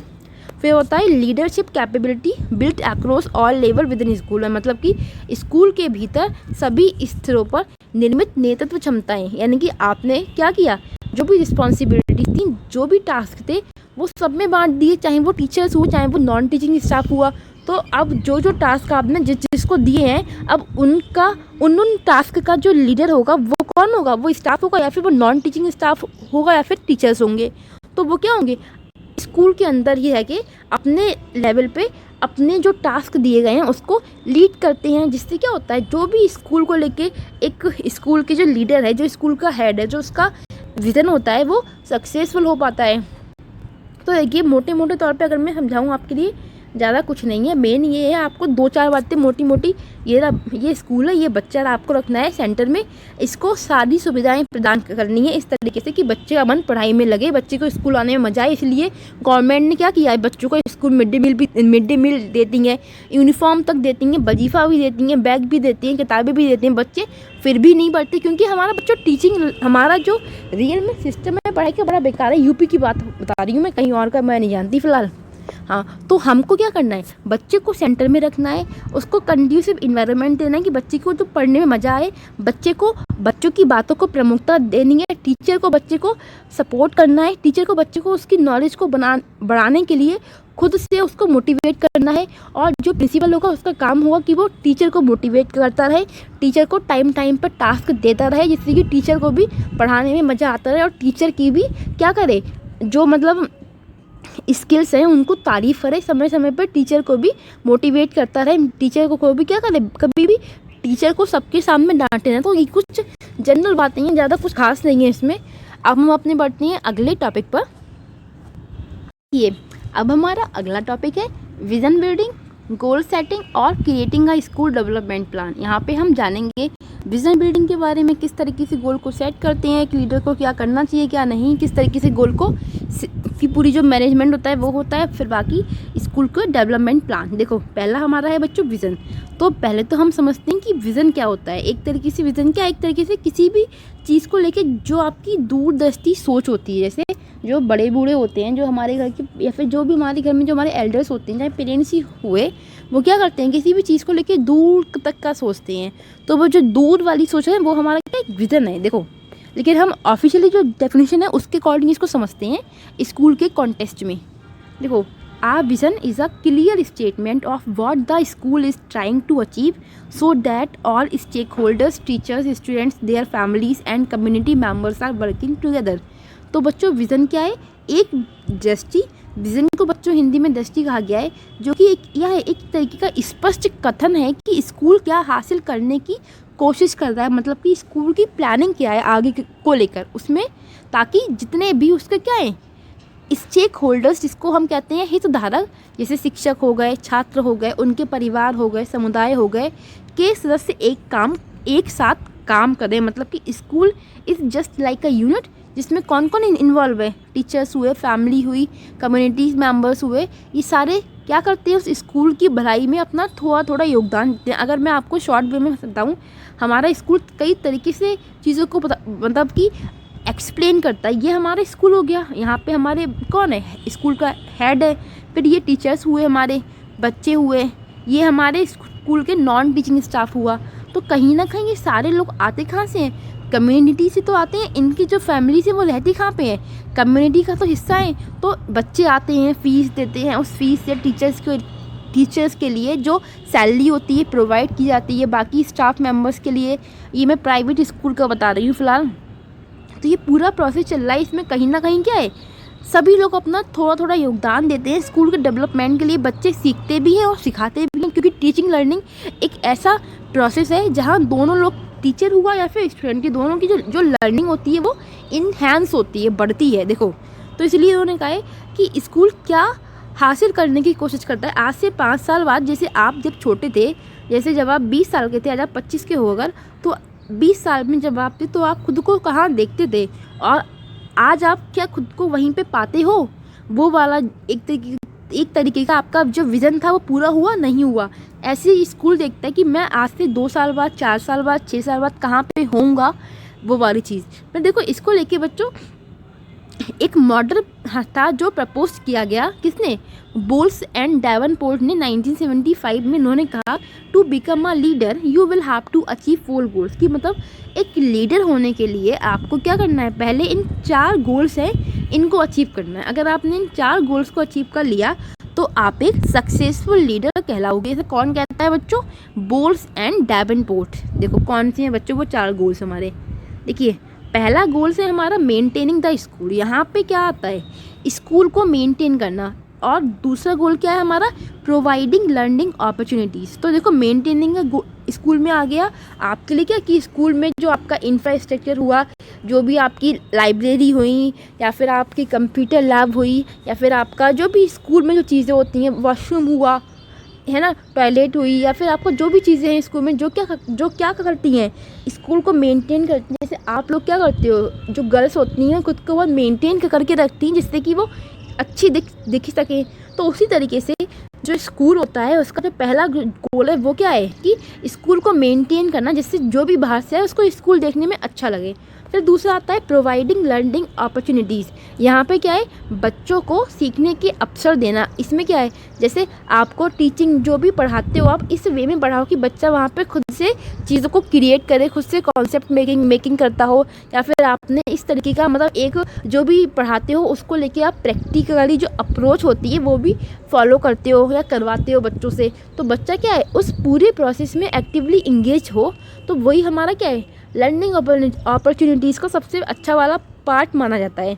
तो गोल 1 और गोल 2 ये हमारे क्या है, एक तरीके से बच्चों अगर मैं कॉमन फॉर्म में कहूँ तो स्कूल में आपको हर चीज़ को मेंटेन करना, चाहे वो वाटर हो, पानी की जो सुविधा होती है, या फिर वॉशरूम का हो, या फिर लाइब्रेरी हुई, या फिर बाकी जो भी चीज़ें हुई, उन सबको मेंटेन करना, जिससे बच्चे को सीखने में कोई तकलीफ़ ना हो। तो ये 2 जो लेवल है हमारे, ये हमारा काम आता है एडमिनिस्ट्रेटर के अंदर।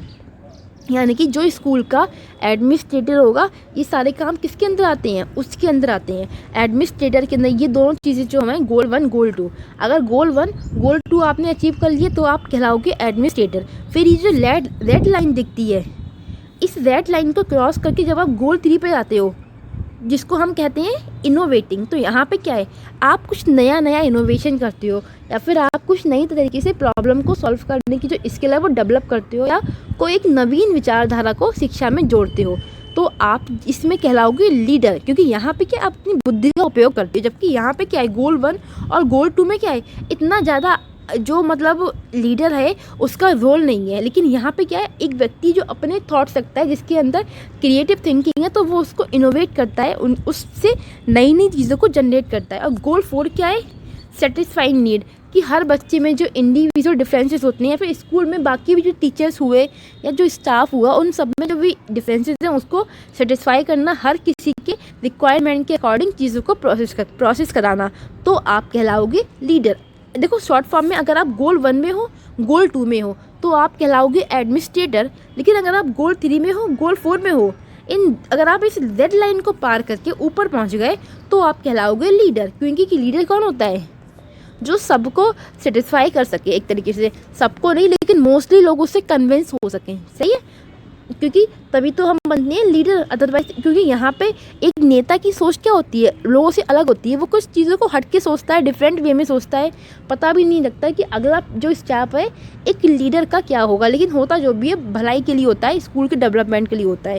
तो ये 4 गोल्स हैं हमारे जो बोल्स ने बताए थे, तो इनको आप याद रखें। गोल 1 में, गोल 2 में आते हैं हमारे एडमिनिस्ट्रेटर, जिसका काम क्या है सीधे सीधे स्कूल को मैनेज करना। यहाँ पे इतना जो क्रिएटिव थिंकिंग है उसका यूज़ नहीं होगा। लेकिन जो गोल 3 में अगर आप पहुँच जाते हो, अगर आपके अंदर इनोवेशन की जो पावर है वो है, नए तरीके से चीज़ों को सोच पाते हो, डिज़ाइन कर पाते हो, कुछ नई नई चीज़ों को टीचिंग में इन्वॉल्व करते हो, तो आप क्या कहलाओगे? एक लीडर कहलाओगे। और फाइनली जब गोल 4 पे हो तो आप एकदम मास्टर हो इस चीज़ के, लीडरशिप के आप मास्टर बन चुके हो। ठीक है, तो आप इसको याद रखना। अगर आपको पीडीएफ वाकई चाहिए ओरिजिनल वाली तो बता देना, मैं भेज दूंगी फ़िलहाल आपके लिए। लेकिन वो 47 पेजेस की है, आई थिंक आपको पढ़ना बहुत बल्कि रहेगा। देखो अब हम पढ़ते हैं बच्चों स्कूल डेवलपमेंट प्लान के बारे में। ये क्या होता है? The school development is a plan which has a vision, goals, target और strategies to attain the desire outcome decided by the school in a specific duration. मतलब कि विद्यालय विकास क्या है, जिसको हम कहते हैं ना हिंदी में विद्यालय विकास योजना, यानी कि विद्यालय विकास क्या है? एक ऐसी योजना है जिसमें एक निश्चित अवधि में विद्यालय द्वारा जो भी तय किया गया है उसके जो वांछित परिणाम हैं, जो डिज़ायरेबल आउटकम्स हैं, को प्राप्त करने के लिए एक दृष्टि यानी कि एक विज़न होना, एक गोल होना और एक रणनीति होना। सही बात है, अगर आपका कोई विज़न है तो कोई गोल भी आपका होगा ही ना उसके लिए। अगर गोल होगा तो उस गोल को पाने के लिए कोई ना कोई आपकी जो टेक्निक है वो भी होगी कि किस तरीके से आप अपने गोल को पा सकते हो। जैसे कि अगर आपको अभी जॉब लेना है तो आपका गोल जॉब लेना है, उसके लिए जो आपकी टेक्निक है वो क्या है कि मुझे पढ़ाई करनी है और सही तरीके से करनी है, वो पढ़ना है जो एग्ज़ाम के ओरिएंटेड हो। तो इसमें क्या क्या आता है बच्चों हमारे? इसमें पहले आते कौन कौन है? देखिए स्कूल टीचर्स आते हैं, नॉन टीचिंग स्टाफ भी आता है, कम्युनिटी भी आती है, पेरेंट्स भी आते हैं और स्टेक होल्डर्स आते हैं। मतलब कि जिनका फ़ायदा हो रहा हो, जो क्या हो कहीं ना कहीं स्कूल डेवलपमेंट प्लान से जो कौन हो, हितधारक हो। ठीक है, फिर आता है विज़न एज अ स्पॉटलाइट। ये क्या होता है? देखो ये हमारा बच्चों पहला स्टेप होता है to provide direction to the school for development. School के डेवलपमेंट के लिए जो पहला स्टेप है डायरेक्शन प्रोवाइड करना, उसी को हम कहते हैं विज़न एज अ स्पॉटलाइट। मतलब कभी भी आपके दिमाग में कोई विज़न आया एकदम से, तो आपने क्या किया? उस विज़न को पे काम करना शुरू किया। तो वो जो पहला एकदम से सरप्राइजली आपके दिमाग में थॉट था, वही क्या था? आपका फर्स्ट स्टेप था उस डायरेक्शन में जाने के लिए। फिर देखो vision statement must reflect a futuristic intent. मतलब कि जो भी विज़न होता है उसको क्या है, भविष्यवादी इरादे को प्रतिबिंबित करता है। मतलब सही बात है, जो भी आपका विज़न है वो आपके भविष्य को बताएगा। अगर आज आप क्या हो, अगर अभी आपका विज़न क्या है, एक जॉब लेना है, तो आज से 5 साल बाद क्या होगा? आपकी लाइफ एकदम सेट होगी, आप खुद को एक अच्छी प्लेस पे देखोगे। तो ये क्या आपके जो भी आपका विज़न है, अगर किसी का विज़न है चोरी करना, तो आज से 5 साल बाद क्या है, वो एक चोर ही बन जाएगा, चोर ही कहलाएगा। तो वही चीज़ें कि जो आपका विज़न होता है वो क्या करता है, आपके जो भविष्य के इरादे हैं उसको प्रतिबिंबित करता है, उसको रिफ्लेक्ट करता है। फिर हमारा नेक्स्ट आता है vision must be value driven. For example you may want to develop students with the belief that all can learn. कि जो विज़न होता है वो कैसा होना चाहिए? मूल्य संचालित होना चाहिए, जिसमें क्या होना चाहिए, कुछ वैल्यूज़ भी होनी चाहिए। ऐसा नहीं है कि आपका उल्टा सीधा नेगेटिव कोई भी विज़न है, मतलब कि चोरी का, डकैती का, इस टाइप का नहीं होना चाहिए। जो भी विज़न है आपका उसमें क्या होना चाहिए, वैल्यूज़ हमेशा ऐड होनी चाहिए। उसमें अच्छी अच्छी बातें जो हमारी मॉरल वैल्यूज़ होती हैं वो भी उसमें कहीं ना कहीं ऐड होनी चाहिए। जैसे कि आप उदाहरण के लिए आप छात्रों को इस विश्वास के साथ विकसित करना चाह सकते हैं कि सभी सीख सकते हैं। जैसे आपके अंदर क्या होनी चाहिए, एक पॉजिटिव अप्रोच होनी चाहिए उस विज़न को अचीव करने के लिए। उसी को हम क्या बोलते हैं, आप गुड लीडर बोलते हैं, या फिर स्कूल का हेड बोल दो। जैसे कभी कभी क्या होता है, टीचर्स आपने देखा होगा क्लास में बच्चे से बोल देती हैं कि तुम तो सीख ही नहीं सकते, तुम तो बिल्कुल बेकार हो। तो ये टोन एक अच्छे टीचर के लिए शोभा नहीं देती है। एक अच्छे टीचर की पहचान होती है कि वो क्या करे, पॉजिटिव रहे और बच्चे को कभी हीन महसूस ना कराए, बल्कि बच्चे को क्या करे, अच्छा फील कराए। बच्चा अगर कभी गलतियां करता भी है, बच्चा कुछ नहीं बता पा रहा, तो आपको उसको एकदम से डांटना नहीं है। आपको क्या करना है, पॉजिटिव रहना है, उम्मीद रखनी है कि हर बच्चा सीख सकता है। हर बच्चे में क्या है, एबिलिटी होती है। बस कुछ बच्चों को थोड़ा ज़्यादा समय लगता है, कुछ बच्चों को कम समय लगता है।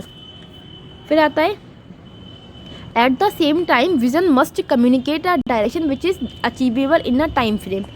उसी समय जो दृष्टि है, जो आपका विज़न है, उसको एक दिशा का संचार करना चाहिए जो एक समय सीमा में प्राप्त करने योग्य। सही बात है। अगर आपके दिमाग में कोई थॉट आता है, अगर आप उसी एक ही आपके दिमाग में थॉट आया, आपने क्या किया, इसी थॉट को फॉलो करना स्टार्ट कर दिया, इस थॉट के लिए आपने स्टेप लेने स्टार्ट कर दिए। फिर क्या होगा, आपने एक टाइम बना दिया कि मुझे क्या करना है, 2 साल में इस थॉट को कंप्लीट करना है। तो वो क्या है, एक आपने टाइम लिमिट भी बना दिया, और जो आपका विज़न है उसको लेके जो दिशा तैयार की है वो भी हो गई। इसी को हम बोल रहे हैं बच्चों की क्या है, at the same time vision को कम्युनिकेट भी करना चाहिए और उसके लिए एक डायरेक्शन भी देना चाहिए। मतलब दिमाग में कोई अच्छा विचार आए तो एकदम से क्या करो, उसके साथ में उसको कम्युनिकेट करो, साथ में उस पर काम करो। बहुत सारे लोग के मन में ख्याल तो बहुत आते हैं कि मैं ये भी कर लूँ, वो भी कर लूँ, लेकिन क्या है, वो स्टार्ट कुछ भी नहीं करते। तो आपको क्या करना है, आपको स्टार्ट करना है। अगर आपके दिमाग में कोई थॉट आता है तो अगर कोई दिमाग में अच्छा थॉट आता है तो उस पर काम करना शुरू करो, और एक लिमिटेड टाइम के साथ कि मुझे 2 साल में इस काम को पूरा करना है। फिर आता है vision must have a specific time frame, usually 3 और 5 ईयर्स। जो विज़न है, जो आपकी दृष्टि है, वो क्या है, एक फिक्स समय के लिए होना चाहिए। जैसे 3 साल हो गए, 5 साल हो गए, है ना, कि ऐसा ना हो कि जैसे पढ़ाई करने के बाद आपका जो जॉब लेने का सपना होता है वो कितना होना चाहिए, 1-2 साल में मुझे जॉब मिल जाए, ऐसा लोग सोचते हैं। कुछ लोग तो ये नहीं है कि मुझे 10 साल बाद लेनी है जॉब, तो ये वाला विज़न नहीं होना चाहिए। विज़न हमेशा जितनी जल्दी जिस चीज़ पे आप काम करना शुरू कर दो, उतनी जल्दी आपकी जो सक्सेस रेट होती है उस थॉट को लेके वो स्ट्रांग हो जाती है।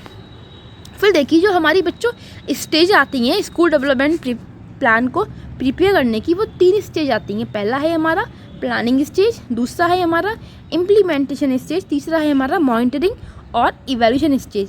सबसे पहली बात, हम स्कूल डेवलपमेंट प्लान को SDP भी लिख देते हैं। ओके,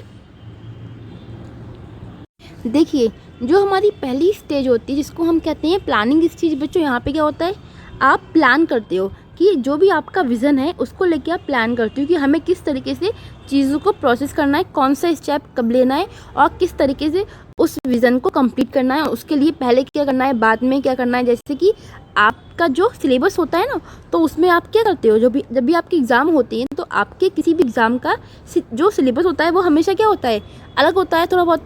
तो आप क्या करते हो, जो सब्जेक्ट आपने उसमें से पहले पढ़ रखे होते हैं, जो कॉमन होते हैं, उसको आप क्या करते हो, अलग रखते हो। बाकी जो कॉमन नहीं होते हैं, जो आपको बाद में पढ़ने होते हैं, उसको आप क्या करते हो, अलग रखते हो। तो आप क्या कर रहे हो, यहाँ पे चीज़ों को सेट कर रहे हो, चीज़ों को प्लान कर रहे हो कि आपको किस तरीके से चीज़ों को पढ़ना है। ऐसी क्या होता है, ऐसी स्कूल का जो डेवलपमेंट प्लान है उसमें भी यही चीज़ होती है कि पहले हम क्या करते हैं, जो भी हमारा विज़न है उसको लेके हम प्लानिंग करते हैं कि हमें किस तरीके से चीज़ों को प्रोसेस करना है, कौन सी चीज़ पहले होगी, कौन सी चीज़ बाद में होगी। फिर होता है इम्प्लीमेंट करना, यानी कि ये आती है जो भी आपने प्लान किया फिर आप उस पर काम करना शुरू करते हो, उन चीज़ों को इम्प्लीमेंट करना शुरू करते हो। फिर तीसरा आता है हमारा, आपने यहाँ पे क्या कर लिया, आपने यहाँ पे इम्प्लीमेंट कर लिया, यानी कि जो प्लानिंग की थी उसको इम्प्लीमेंट करा। उसके बाद में आप क्या करोगे, उसको मॉनिटर करते हो या फिर उसको इवेल्युएट करते हो। मतलब कि ये जो आपने इम्प्लीमेंटेशन किया है वो किस हद तक सक्सेसफुल है या फिर नहीं है, जो आपका विज़न था उसको लेकर किस हद तक ये पूरा हो भी रहा है या नहीं हो रहा है, उसको हम बोलते हैं किसी चीज़ को इवेल्युएट करना या फिर मॉनिटर करना, है ना। तो ये 3 स्टेज होती हैं जो हमारे जो पार्ट होती हैं स्कूल डेवलपमेंट प्लान को प्रिपेयर करने से पहले हम क्या करते हैं, 3 स्टेज से गुजरते हैं। प्लानिंग करते हैं, इम्प्लीमेंट करते हैं और फिर बाद में मॉनिटरिंग करते हैं। जैसे कि जो आपका करिकुलम होता है वो क्या होता है, पूरी प्लानिंग होती है। फिर हम क्या करते हैं, हम जब जो स्कूल के हेड होते हैं, जो टीचर, जो प्रिंसिपल होते हैं, वो क्या करते हैं, उस जो करिकुलम है उसको टीचर्स को देते हैं और टीचर उस तरीके से चीज़ों को फिर इम्प्लीमेंट करता है कि हमें किस तरीके से सिलेबस को कंप्लीट कराना है। उसके बाद में लास्ट में क्या होते हैं, आपके एग्ज़ाम होते हैं, जिसको हम क्या बोलते हैं, इवैल्यूएशन बोलते हैं, जहाँ पे बच्चों को असिस्ट करते हैं कि उन्होंने किस हद तक चीज़ों को जो लर्निंग ऑब्जेक्टिव थे वो किस हद तक प्राप्त करे या फिर नहीं करे। तो वैसे ही हमारे स्कूल डेवलपमेंट प्लान में भी होता है। अब देखिए कुछ हमारे स्टेप होते हैं स्कूल डेवलपमेंट प्लान के, जो कि 6 स्टेप हैं, जिसको हम एक एक करके अच्छे से समझेंगे, पढ़ेंगे। पहला स्टेप क्या है हमारा, फॉर्मेशन ऑफ कमिटीज़ या फिर टीम्स। मतलब सबसे पहले हम क्या करते हैं, कमेटी बनाते हैं। होता है ना कि आपकी किसी भी चीज़ पे अगर बहस हो रही है, मुद्दा है, कोई भी मुद्दा है समाज में जो बहुत ज़्यादा जोर पे होता है, बहुत ज़्यादा क्या होता है, एकदम क्रांति लेके आता है, तो उस पर क्या बनती है, सबसे पहले हमारी इंडिया में किसी भी चीज़ पे कमेटी बनती है। आपने कोठारी आयोग का नाम तो सुना ही होगा, बहुत सारी चीज़ें थी, हंसा मेहता हो गई, हंसा मेहता समिति हो गई, बहुत सारी दुनिया भर की जो समिति है, सबसे पहले बनती है समिति, सही है। फिर होता है बेस लाइन इन्फॉर्मेशन की, मैम जो भी दिक्कत है उसको बारे में जो उसकी मुख्य समस्या है उसको तैयार करना। फिर आता है विज़न बिल्डिंग की, फिर आप अपना एक विज़न तैयार करते हो कि मुझे कितने टाइम में इस समस्या को सॉल्व करना है। फिर आता है प्रायोरिटी सेट करना कि पहले मुझे कौन सा काम करना है, बाद में कौन सा काम करना है। फिर आता है गोल टारगेट कि आपका गोल टारगेट क्या है। फिर आता है लास्ट में इवैल्यूएशन करना। तो देखो ये हमारे 6 स्टेप हैं बच्चों, जो किस में आते हैं, स्कूल डेवलपमेंट प्लान में आते हैं। जबकि हमने ऊपर जो पढ़े थे वो हमारी 3 स्टेज थी। अब इन 6 स्टेप को हम एक एक करके अच्छे से समझते हैं।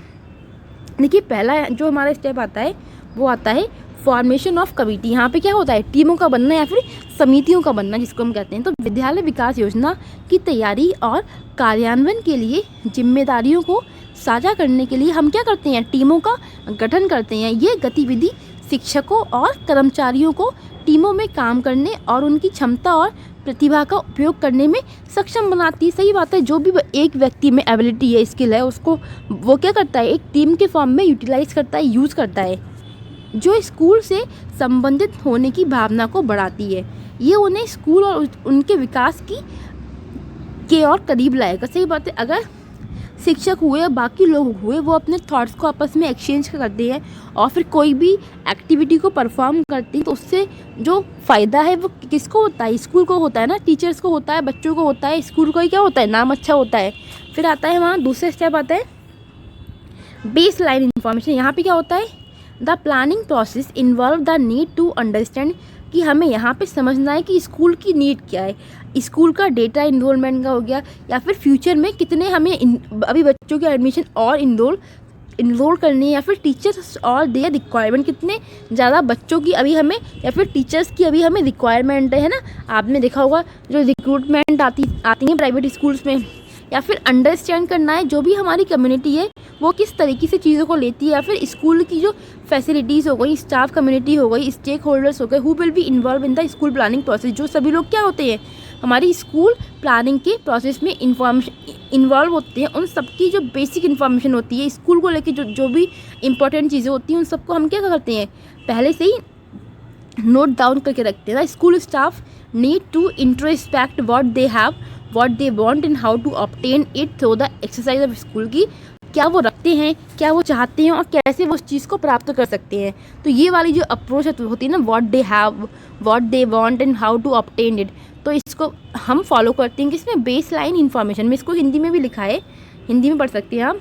इसको हिंदी में बोलते हैं नियोजन प्रक्रिया। यहाँ पे जो भी टीचर्स हुए या फिर बाकी जो स्टाफ मेंबर्स हुए, नॉन स्टाफ मेंबर्स हुए, सबका सारा का सारा डेटा को पहले एग्जामाइन करना, कितने टीचर्स हैं स्कूल में, कितने बच्चे हैं, कितने टीचर्स की अभी कमी है, कितने बच्चे अभी और इनरोल हो सकते हैं। तो ये सब हमारे यहाँ पे प्लान होता है। फिर आता है हमारा तीसरा स्टेप, जिसको हम कहते हैं विज़न बिल्डिंग। यहाँ पे हम क्या करते हैं, विज़न को बनाते हैं। यानी पहला क्या है, कीप योर विज़न विजिबल। जो भी आपका विज़न है, जो भी आपकी दृष्टि वो विजिबल होनी चाहिए। मतलब कि बाकी लोगों से भी आप उसके बारे में कम्युनिकेट करो। हो सकता है ना कि बाकी लोग से आप बात करो तो आपको पता लगे कि इसमें हमें कौन कौन सी नई नई चीज़ों को इन्वॉल्व करना है। फिर आता है यूज़ योर वन सेंटेंस और अ कंसाइज पैराग्राफ। कम शब्दों में या फिर कम पैराग्राफ का यूज़ करके अपना जो विज़न है उसको डिस्क्राइब करो, जिससे कि पढ़ने वाले को मज़ा आए और आपको भी कम शब्दों का उपयोग करने की आदत आए। फिर आता है write everything in the present tense as if you already have accomplish it. जो भी लिख रहे हो, जो भी आप अपने विज़न के बारे में जो भी आप पैराग्राफ लिख रहे हो उसको प्रेजेंट टेंस में लिखो। जैसे मैं चाहता हूँ कि मेरा स्कूल आगे आने वाले 2 सालों में इतनी जो प्रोग्रेस पे होगा या फिर नहीं होगा, इस तरीके से आपको प्रेजेंट टेंस में लिखना है, ना कि ये मैं चाहता था। तो ये वाली जो मैं चाहता था ये बड़ा मतलब आप खुद ही बोल के देखना, आपको अच्छा वाला फील नहीं आता है। अगर आप पास्ट में कोई चीज़ लिखते हो तो आपको जो भी लिखना है वो प्रेजेंट टेंस में लिखना है। This create the right frame of mind and the confidence about. अगर आप कोई भी चीज़ प्रेजेंट में लिखते हो, प्रेजेंट टेंस में लिखते हो, तो आपके बारे में ये क्या करता है, आपकी सोच को प्रतिबिंबित करता है कि आप कॉन्फिडेंट हो अपनी चीज़ को लेके। हाँ, मैं ये काम करना चाहता हूँ और मैं इस काम को इतने टाइम में पूरा कर सकता हूँ। तो ये क्या आपके कॉन्फिडेंस को शो करता है कि हाँ आपके अंदर दम है, कोई तो बात है आप में। फिर हमारा बच्चों चौथा स्टेप आता है, ये हिंदी में या हिंदी में पढ़ सकते हो कि सेट प्रायोरिटीज़। यहाँ पे क्या हो रहा है, आप अपनी जो प्रायोरिटीज़ है उनको सेट करते हो। पहला क्या है, आइडेंटिफाई करना, असिस्ट करना और डेवलप करना learning needs of all children. सभी बच्चों की जो नीड्स हैं या फिर जो भी मतलब जितना सीख लिया उन या फिर जो भी उनमें इंडिविजुअल डिफरेंसेस हैं, उन सबको हम क्या करते हैं, पहले आइडेंटिफाई करते हैं। सही बात है, जब तक आप आइडेंटिफाई नहीं करते प्रॉब्लम को, तब तक आप किसी भी चीज़ को प्रायोरिटी में कैसे सेट कर सकते हो। फिर आता है develop teacher subject knowledge and skill for teaching practice. क्या करना है, टीचर को उसके सब्जेक्ट की जो नॉलेज है उसमें एकदम मास्टर होना चाहिए एक तरीके से, और उसको लेके डिफरेंट स्किल भी उसके अंदर होनी चाहिए। ऐसा नहीं है टीचर एक ही वे में एक चीज़ को पढ़ाना जानता। अगर कोई बच्चा है उसको किसी चीज़ को टीचर ने एक बार बोला समझ में नहीं आया, तो टीचर को क्या करना है, अगली बार किसी नई स्किल के साथ में उस चीज़ को समझाना चाहिए जिससे बच्चा अच्छे से समझ सके।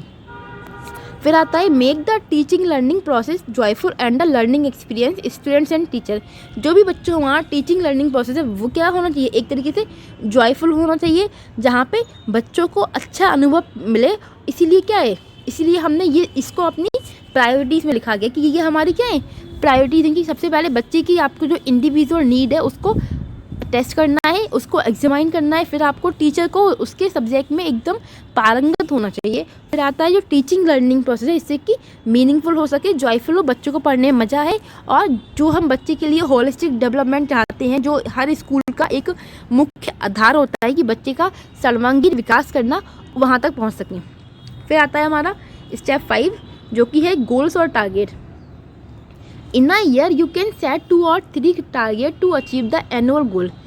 Strategies are the action points which will help you in the meeting targets. जैसे कि एक वर्ष में क्या है, आप 2-3 टारगेट को सेट करते हो। जैसे एक वर्ष में आप वार्षिक लक्ष्य को प्राप्त करने के लिए 2 से 3 लक्ष्य निर्धारित कर सकते हैं। रणनीतियाँ कार्रवाई बिंदु हैं जो लक्ष्यों को पूरा करने में आपकी हेल्प करेंगे। मतलब कि एक वर्ष में क्या है, आपको 2-3 गोल्स बना लेने की, मुझे इस ईयर में इतना काम तो करना ही करना है। तो उन पे आप क्या करो, उनको अचीव करना आपके लिए ईजी होगा, बजाय अगर आप एक ईयर के लिए 8-10 गोल बनाते हो, है ना। तो जैसे कि हम कहते भी है कि थोड़ा अगर हम खाना खाते हैं तो हम ज़्यादा हेल्दी रहते हैं, बजाय अगर हम एक साथ में ज़्यादा खाना खा लें। तो इस तरीके से हम क्या करना चाहिए कि एक साल में हमें 2-3 जो टारगेट्स होते हैं उनको अचीव करना चाहिए, जो कि हमारा एनुअल गोल फिर कहलाएंगे। और जो हमारी जो उसको पाने के लिए जो हमारे टेक्निक होंगी, जो हमारी रणनीतियाँ होंगी, वो क्या होंगी, एक्शन पॉइंट होंगी, जो हमारे लिए हमारे टारगेट तक पहुँचाने में मदद करती हैं। फिर आता है हमारा next point, school development plan के लिए मॉनिटरिंग करना, इवैल्यूएशन करना और मैकेनिज्म। मतलब कि अब क्या है, जब आपने देखा कि जो आपके SDP है, यानी कि जो आपका स्कूल डेवलपमेंट प्रोग्राम है, प्लान है, अगर तैयार हो गया, तो ये टाइम आता है कि उसको टेस्ट करने का कि हाँ भाई ये प्लान सही है या फिर नहीं है। इसके लिए हम क्या करते हैं, इवैल्यूएशन क्या करते हैं। The monitoring team would help you in keeping a track of target goals. की जो मॉनिटरिंग टीम होती है, जो जैसे कि आपके स्कूल में भी टीचर्स होते हैं, वो क्या करते हैं, बच्चों को समय समय पे इवैल्यूएट करते हैं, मॉनिटर क्या करते हैं, जिससे कि बच्चों की जो भी जितना बच्चों ने सीखा उसको वो जान सके। उसी तरीके से जो मॉनिटरिंग टीम होती है वो क्या करती है, हेल्प करती है इस चीज़ को ट्रैक करने में, जो आपके टारगेट्स थे वो किस हद तक अचीव हुए हैं। You can evaluate the process of SDP 6 monthly या यूनली। आप अपने जो स्कूल डेवलपमेंट प्रोग्राम है उसको आप साल में एक बार भी इवेल्युएट करा सकते हो या फिर 2 बार भी करा सकते हो। जैसे हमारे हाफ ईयरली एग्ज़ाम भी होते हैं और एनुअल एग्ज़ाम भी होते हैं, उसी तरीके से जो स्कूल का जो प्रोग्राम है, जो एक टीचर, जो एक स्कूल का जो लीडर है, या फिर जो प्रिंसिपल है, जो हेड है, उसने सेट किया है, तो वो ये भी सेट कर सकता है कि वो जो भी उसके स्कूल डेवलपमेंट प्लान है 6 महीने में या फिर 1 साल में उसको मॉनिटर कराए, इवेलुएट कराए। देखिए ये हमारा था बच्चों आज का टॉपिक, इसमें हमने ज़्यादा कुछ नहीं पढ़ा। और बाकी देखिए अब हमारा अगला टॉपिक आता है कि using school process and forums of for teaching learning, की जो स्कूल में सारी गतिविधियाँ होती हैं, एक्टिविटीज़ होती हैं, फोरम्स होते हैं, वो सारे हमारी टीचिंग लर्निंग में किस तरीके से यूज़फुल होते हैं। देखिए पहला है हमारा स्कूल की प्रक्रियाओं और मंचों का उपयोग शिक्षण और सीखने के विभिन्न तरीकों को मजबूत करने के लिए करते हैं। मतलब कि स्कूल में पढ़ाई के अलावा जो बाकी एक्टिविटीज़ होती हैं, जिसको हम करिकुलर एक्टिविटीज़ बोलते हैं या फिर को करिकुलर एक्टिविटीज़ भी बोलते हैं, जिससे बच्चे का क्या होता है, होलिस्टिक डेवलपमेंट होता है। तो ये क्या हो रहा है, बच्चे की जो लर्निंग है उसको कहीं ना कहीं बढ़ावा मिल रहा है। सिर्फ बच्चा किताबों से ही नहीं सीखता, बच्चा बाकी जो चीज़ें होती हैं, जो उसका एनवायरनमेंट होता है, जो उसके दोस्त होते हैं, जो उनके टीचर्स होते हैं, उन सभी से कुछ ना कुछ सीखता है। इसलिए स्कूल का एक ऐसा मंच है जो बच्चे के लिए सीखने के विभिन्न जो तरीके होते हैं वो प्रोवाइड करता है। फिर आता है कि पूरे स्कूल वर्ष में महत्वपूर्ण घटनाओं, गतिविधियों और आकलन की योजना बनाने और शेड्यूल तैयार करने के लिए एक वार्षिक कैलेंडर का उपयोग होता है। जो हमारा टॉपिक है एनुअल कैलेंडर, वो क्यों होता है, पूरे स्कूल में कब कब हमें चीज़ों को प्लान करना है, शेड्यूल होती हैं उसमें कि इवेंट्स कब होंगे, एक्टिविटीज़ कब होंगी, असेसमेंट कब होंगे पूरे साल में। जैसे आपके घर में जब एक साल से दूसरा साल आता है, मतलब कि 2022 किया 2023 आया, तो हर कोई नया जो कैलेंडर होता है लेके आता है। क्यों, क्योंकि उसमें लिखा होता है कि कौन सी चीज़ कब है, कौन सा फेस्टिवल कब होगा, कब नहीं होगा। उसी तरीके से स्कूल में भी क्या होता है, एक वार्षिक कैलेंडर होता है, हम उसका उपयोग करते हैं एनुअल कैलेंडर का, जिसमें हम क्या करते हैं, सारी एक्टिविटीज़ को डिस्क्राइब करते हैं, लाइक हमारा करिकुलम। ओके, फिर आता है हमारा टाइम टेबलिंग। और इसमें बच्चों फ़ायदे क्या हैं, जब आपको पहले से ही पता है कि कौन सी चीज़ कब होनी है, तो आप कम समय में या फिर जो भी आपको टाइम मिलता है उस टाइम में अपना बेस्ट दे पाते हो। जैसे अगर आपको पहले से पता हो कि मुझे कल ये वाला चैप्टर को पढ़ाना है या फिर मुझे कल इस वाले जो चैप्टर है उसका टेस्ट देना है, तो आप क्या करते हो, एक दिन पहले ही उस चैप्टर को प्रिपेयर करते हो, जिससे कि आप अपने टेस्ट में अच्छे नंबर ला सको। इसी तरीके से अगर पहले से ही सारी चीज़ें डिज़ाइन होती हैं, कब क्या होना है, कौन सी एक्टिविटी हुई, तो इससे क्या है, जो टीचिंग लर्निंग है वो काफ़ी इफ़ेक्टिवली हो पाती है।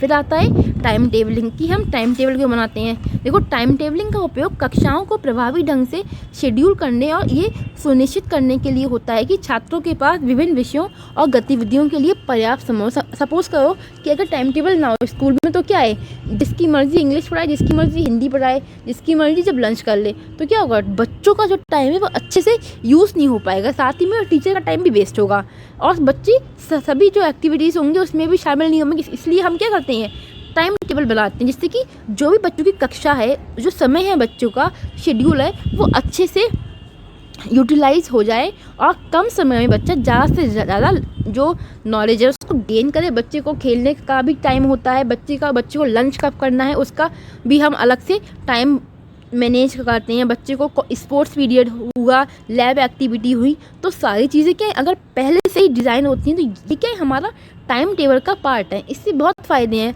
हमें पता होता है कि कल हमारा जो क्लास है उसमें कौन कौन सी किताबों को पढ़ाया जाएगा और हमें कौन सी किताबें लेके जानी है। इससे बच्चों की जो टीचिंग लर्निंग है वो कहीं ना कहीं अच्छे से मैनेज रहती है।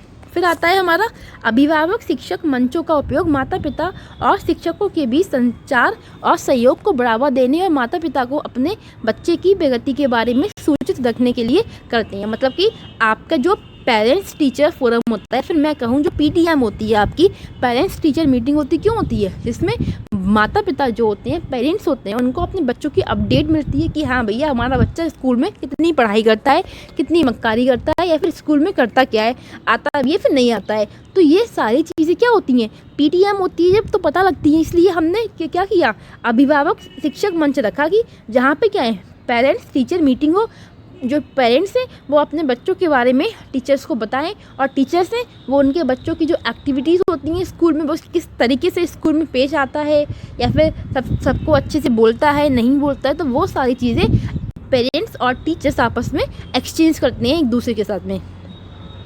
बच्चे का जो स्कूल में प्रोग्रेस है वो किस हद तक है, किस हद तक नहीं है, क्योंकि आपने देखा होगा कभी कभी बच्चे क्या करते हैं कि स्कूल में अगर किसी टेस्ट में नंबर आ गए कम, तो उस टेस्ट पेपर को घर पे दिखाते ही नहीं है, सिर्फ इसलिए कि पापा मम्मी से डांट ना पड़े।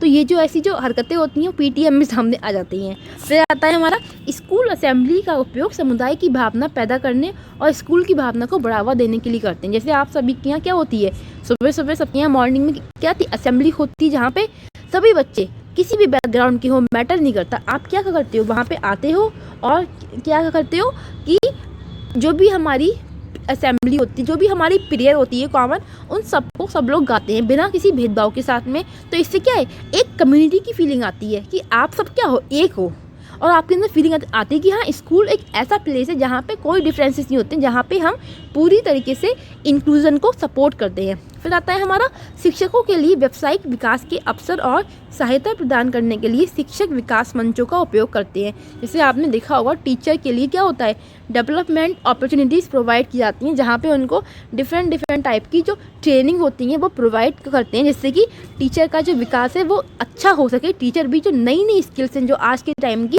उनको जाने और जो उसको पढ़ाना है उसमें उसको इम्प्लीमेंट करे। वरना जो पुराने टाइम के टीचर्स होते हैं वो क्या है, वो आईसीटी का उपयोग नहीं जानते इतना। इससे क्या होता है, इससे ये होता है कि वो बच्चे को नई तरीके से कुछ भी सिखाने के काबिल नहीं बन पाते हैं। वो बच्चे को वही पुराने ज़माने की जो टेक्निक्स होती हैं, जो तरीके होते हैं, उनसे पढ़ाते हैं। बच्चे को पढ़ने में इसे मज़ा कभी आता नहीं है। इसलिए क्या है कि शिक्षकों को भी समय समय पर ट्रेनिंग होती है, जिससे कि उनकी जो डेवलपमेंट है वो हो सके और वो नए नए तरीके से बच्चों को पढ़ाने को जान सके। फिर क्या आता है हमारा उपलब्धि डेटा का उपयोग ताकत और कमजोरियों के क्षेत्र की पहचान करने और शिक्षण और सीखने में सुधार करने के लिए करते हैं। जैसे हमारे यहाँ क्या होता है, एक आपने डायग्नोस टेस्ट के बारे में पढ़ा होगा, सुना होगा, मैंने आपको अपनी जो पिछली क्लास थी उसमें बताया भी था, और रिमीडियल टीचिंग। तो जब आप बच्चे को डायग्नोस करते हो कि उसने किस तरीके से चीज़ों को किया है और जहाँ जहाँ कमी है वहाँ पे आप क्या करते हो, रिमीडियल टीचिंग का उपयोग करते हो, है ना।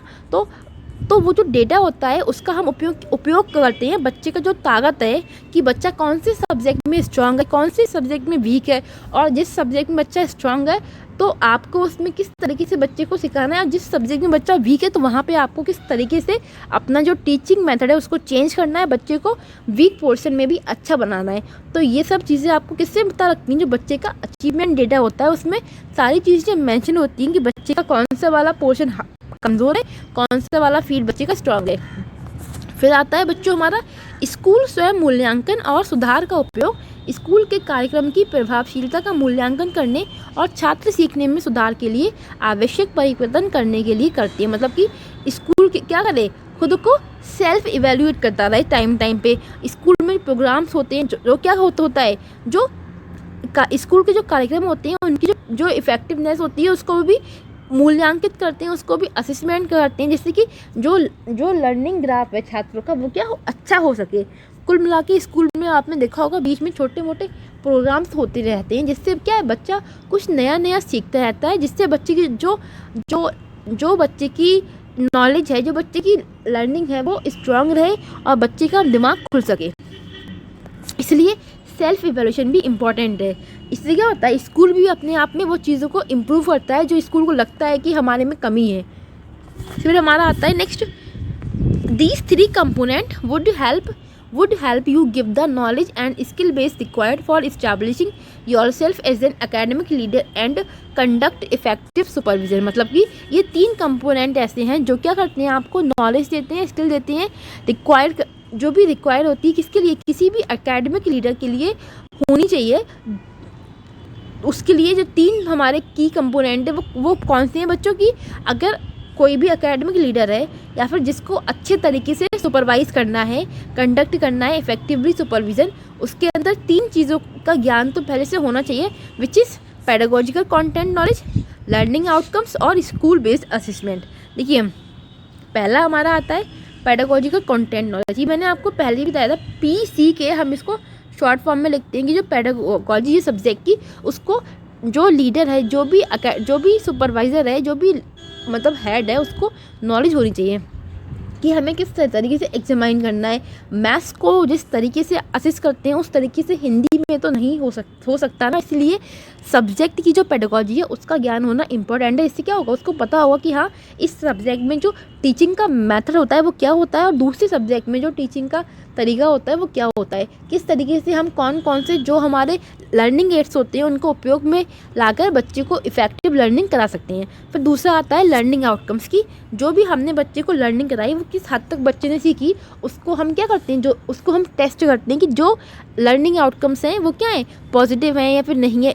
और बच्चे जो लर्निंग आउटकम्स होते हैं ना वो क्वालिटेटिव भी होते हैं और क्वांटिटेटिव भी होते हैं, मतलब कि कुल मिला के क्या है, मेजरेबल है, यानी कि क्वालिटेटिव है, यानी कि हम क्वालिटी में भी इसको मेज़र कर सकते हैं। जैसे कि अगर बच्चे की जो वैल्यूज़ हैं, अगर एक बच्चा आपने उसको मतलब ओरली कुछ आपने उसने पूछा पाछा उसका टेस्ट लिया, तो उसने आपको अच्छे ढंग से कोई चीज़ बताई, तो इससे आपको पता लग गया कि हाँ इसमें जो मॉरल वैल्यूज़ है वो अच्छे से हैं। तो ये क्या हो गया, ये हो गया क्वालिटेटिव। और क्वांटिटेटिव क्या है, जैसे कि आपके 20 में से 15 नंबर आना, 20 में से 30 नंबर आना, तो यहाँ पे क्या है, जहाँ पे क्वांटिटी की पता लगती है वो होता है क्वांटिटेटिव, जहाँ पे क्वालिटी की पता लगती है वो होता है क्वालिटेटिव। तो जो लर्निंग आउटकम्स होते हैं ये दोनों होते हैं, क्वालिटेटिव भी होते हैं, क्वांटिटेटिव भी होते हैं।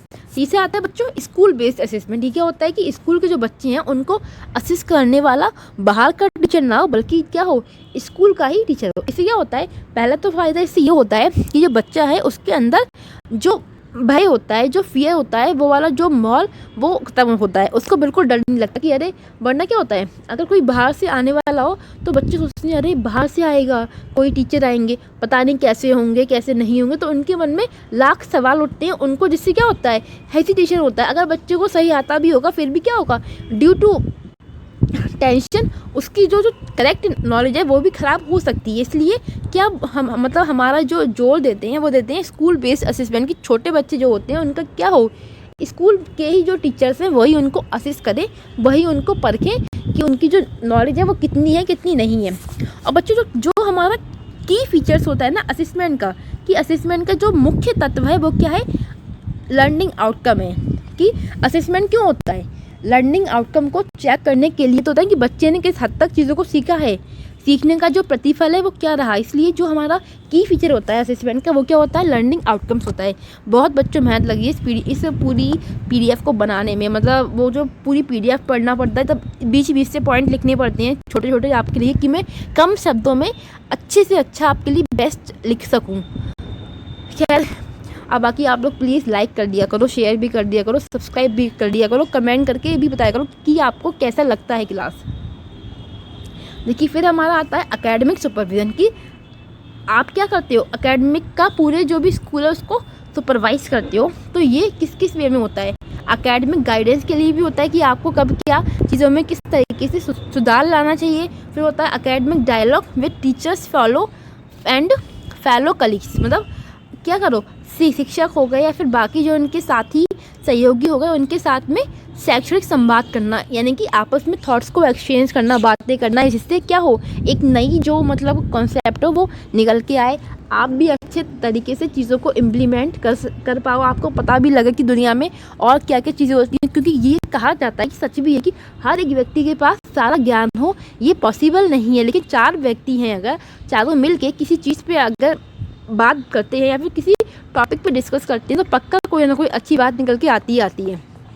फिर आता है फीडबैक करना टीचर्स के लिए। जैसे अगर आप सुपरवाइज करते हो तो टीचर्स को कभी निगेटिव मत करो, टीचर्स का भी ये मतलब क्या है, उनमें भी तो इमोशंस होते हैं, तो उनको भी फीडबैक देना है टाइम टू टाइम। जैसे बच्चों को फीडबैक देते हैं, जैसे बच्चों को पढ़ने में मज़ा आता है, वैसे ही टीचर्स के लिए भी फीडबैक उतना ही इम्पॉर्टेंट है। फिर आता है supporting teachers in reflection. Teachers को क्या करो, सपोर्ट करो रिफ्लेक्शन के लिए, मतलब टीचर्स खुद को सेल्फ इवेल्युएट करें, टीचर्स खुद को ही परखें, खुद को ही आत्म मूल्यांकित करें कि मैं जो स्टाइल पढ़ाने का अपना रहा हूँ क्या वो बच्चों के लिए अच्छा है या फिर नहीं है, या फिर मैं सिर्फ पढ़ा रहा हूँ। फिर आता है हेल्प इन रिव्यूइंग प्रोग्रेस। जो भी मतलब स्कूल में जो प्रोग्रेस होती है बच्चों की उसको रिव्यू करते हैं ना, उसमें आपको क्या करना है, जो स्कूल का लीडर है उसको टीचर्स को हेल्प करना है कि जब भी टीचर्स बच्चों को रिव्यू करती हो तो किस तरीके से मतलब रिव्यू किया जाए या फिर कौन कौन से जो वेज होते हैं उसको अपनाया जाए। फिर आता है provide on site practical assistant, site पर व्यवहारिक सहायता प्रदान करना, मतलब कि अगर कभी ज़रूरत पड़ती है तो क्या करना है, जो मतलब सुपरवाइज कर रहा है उसको बीच बीच में लाइक इसका फोल्डिंग टीचर्स को भी सपोर्ट करना है, बच्चों को भी सपोर्ट करना है, बिहेवियर तौर पे भी आपको उनकी मदद करनी है, प्रैक्टिकल वे में भी। कभी कभी होता है ना टीचर्स भी मतलब बड़े डाउन हो जाते हैं क्योंकि उनकी भी लाइफ है, उनको भी तमाम तरीके की समस्याएं होती हैं। तो इस समय पे आपको टीचर्स को कभी नेगेटिव नहीं बोलना, आपको उनको प्रैक्टिकली सपोर्ट करना है, आपको उनको क्या करना है, असिस्ट करना है, एक तरीके से आपको उनको सहारा प्रदान करना है। तो ये क्या है, एकेडमिक सुपरवाइजन के कुछ तरीके हैं, या मैं बोलूँ कि किस लिए होता है स्टैंड फॉर। ठीक है, ये तो एकेडमिक सुपरवाइजर, एकेडमिक समझते हो ना, जैसे आपके हम बोलते हैं ना एकेडमिक आपके कैसे रहे, इस तरीके का। सुपरविजन तो पता ही है पूरा, जिससे जो आपका हेड होता है। फिर होता है फंक्शन, क्या होते हैं बच्चों एकेडमिक सुपरविजन के। देखिए अब हमारा आता है functions of an academic supervision, यानी कि जो एकेडमिक सुपरविजन है उसके फंक्शंस क्या क्या हैं। एक तरीके से बच्चों जो एकेडमिक सुपरविजन है उसका मेन मोटो है, जो एजुकेशन है वो नॉलेजफुल होना चाहिए, पर्पसफुल होना चाहिए, मीनिंगफुल होना चाहिए। ठीक है, तो देखिए पहला क्या आता है, प्लानिंग करना और ऑर्गेनाइज करना। यहाँ पे क्या है, आपको जो भी बच्चे को प्रोवाइड करना है आप उसको क्या करते हो, लेसन प्लान बनाते हो, पूरी प्लानिंग करते हो और ऑर्गेनाइज करते हो कि पहले आपको ये वाला कॉन्सेप्ट पढ़ाना है, फिर आपको ये वाला कॉन्सेप्ट पढ़ाना है। इसको हम बोलते हैं प्लानिंग और ऑर्गेनाइजिंग। दूसरा होता है प्रोविज़न ऑफ कंड्यूसिव इन्वायरमेंट, मतलब कि एक समृद्धशाली जो पर्यावरण है वो बच्चे को प्रदान करना है, जहाँ पे क्या हो, जहाँ पे पंखा हो गया, कूलर पंखा हो गया, पानी हो गया, या जो बेसिक नीड होती है बच्चे की उन सभी की व्यवस्था होनी चाहिए। या फिर बच्चे के बैठने के लिए क्या हो, फर्नीचर होना चाहिए, पंखा होना चाहिए। ऐसा ना हो कि जो भी मतलब बच्चे को पसीना आ रहा है, पूरा जो क्लासरूम है 50 बच्चे बैठे हैं लेकिन पंखा नहीं लगा है, खिड़कियाँ नहीं है अच्छी, तो ये वाला नहीं। ऐसा इन्वायरमेंट हो जहाँ बच्चा अच्छे से फ्री माइंड के साथ में चीज़ों को सीख सके, उसका दिमाग पढ़ाई में लग सके। थर्ड पॉइंट आता है हमारा लीडरशिप एंड गाइडेंस। तो यहाँ पे क्या है, आपको समय समय पे क्या करना होता है, लीड भी करना होता है। जो भी स्कूल का हेड है वो क्या करता है, बाकी टीचर्स हुए या फिर अदर लोग हुए, चाहे वो टीचर्स हुए या फिर नॉन टीचर स्टाफ हुआ, सबको लीड करता है, सबको गाइडेंस देता है कि मतलब किस तरीके से चीज़ों को प्रोसेस करनी चाहिए। अगर मैं टीचर और स्टूडेंट के बॉन्ड की बात करूं तो टीचर किस तरीके से बच्चों को पढ़ाए, कितने इफेक्टिवली वेज को यूज़ कर सकता है, उन सबको लेकर क्या करता है, जो हेड है, जो एकेडमिक सुपरवाइजर है वो क्या कर रहा है, गाइडेंस दे रहा है। जैसे पेरेंट्स होते हैं वो क्या करते हैं, बच्चों को गाइड करते हैं, इसी तरीके से जो एकेडमिक सुपरवाइजर होता है वो क्या करता है, जितने भी जो टीचिंग स्टाफ हुआ, नॉन टीचिंग स्टाफ हुआ, चिल्ड्रंस हुए, बच्चे हुए, सबको गाइडेंस देने का काम करता है। मोटिवेशन का बड़ा रोल है। ऐसा ही बात है, सबसे पहले क्या है, सबको मोटिवेट रखना, जिससे कि जब सब मोटिवेट होते हैं तो काम बहुत अच्छे तरीके से होता है।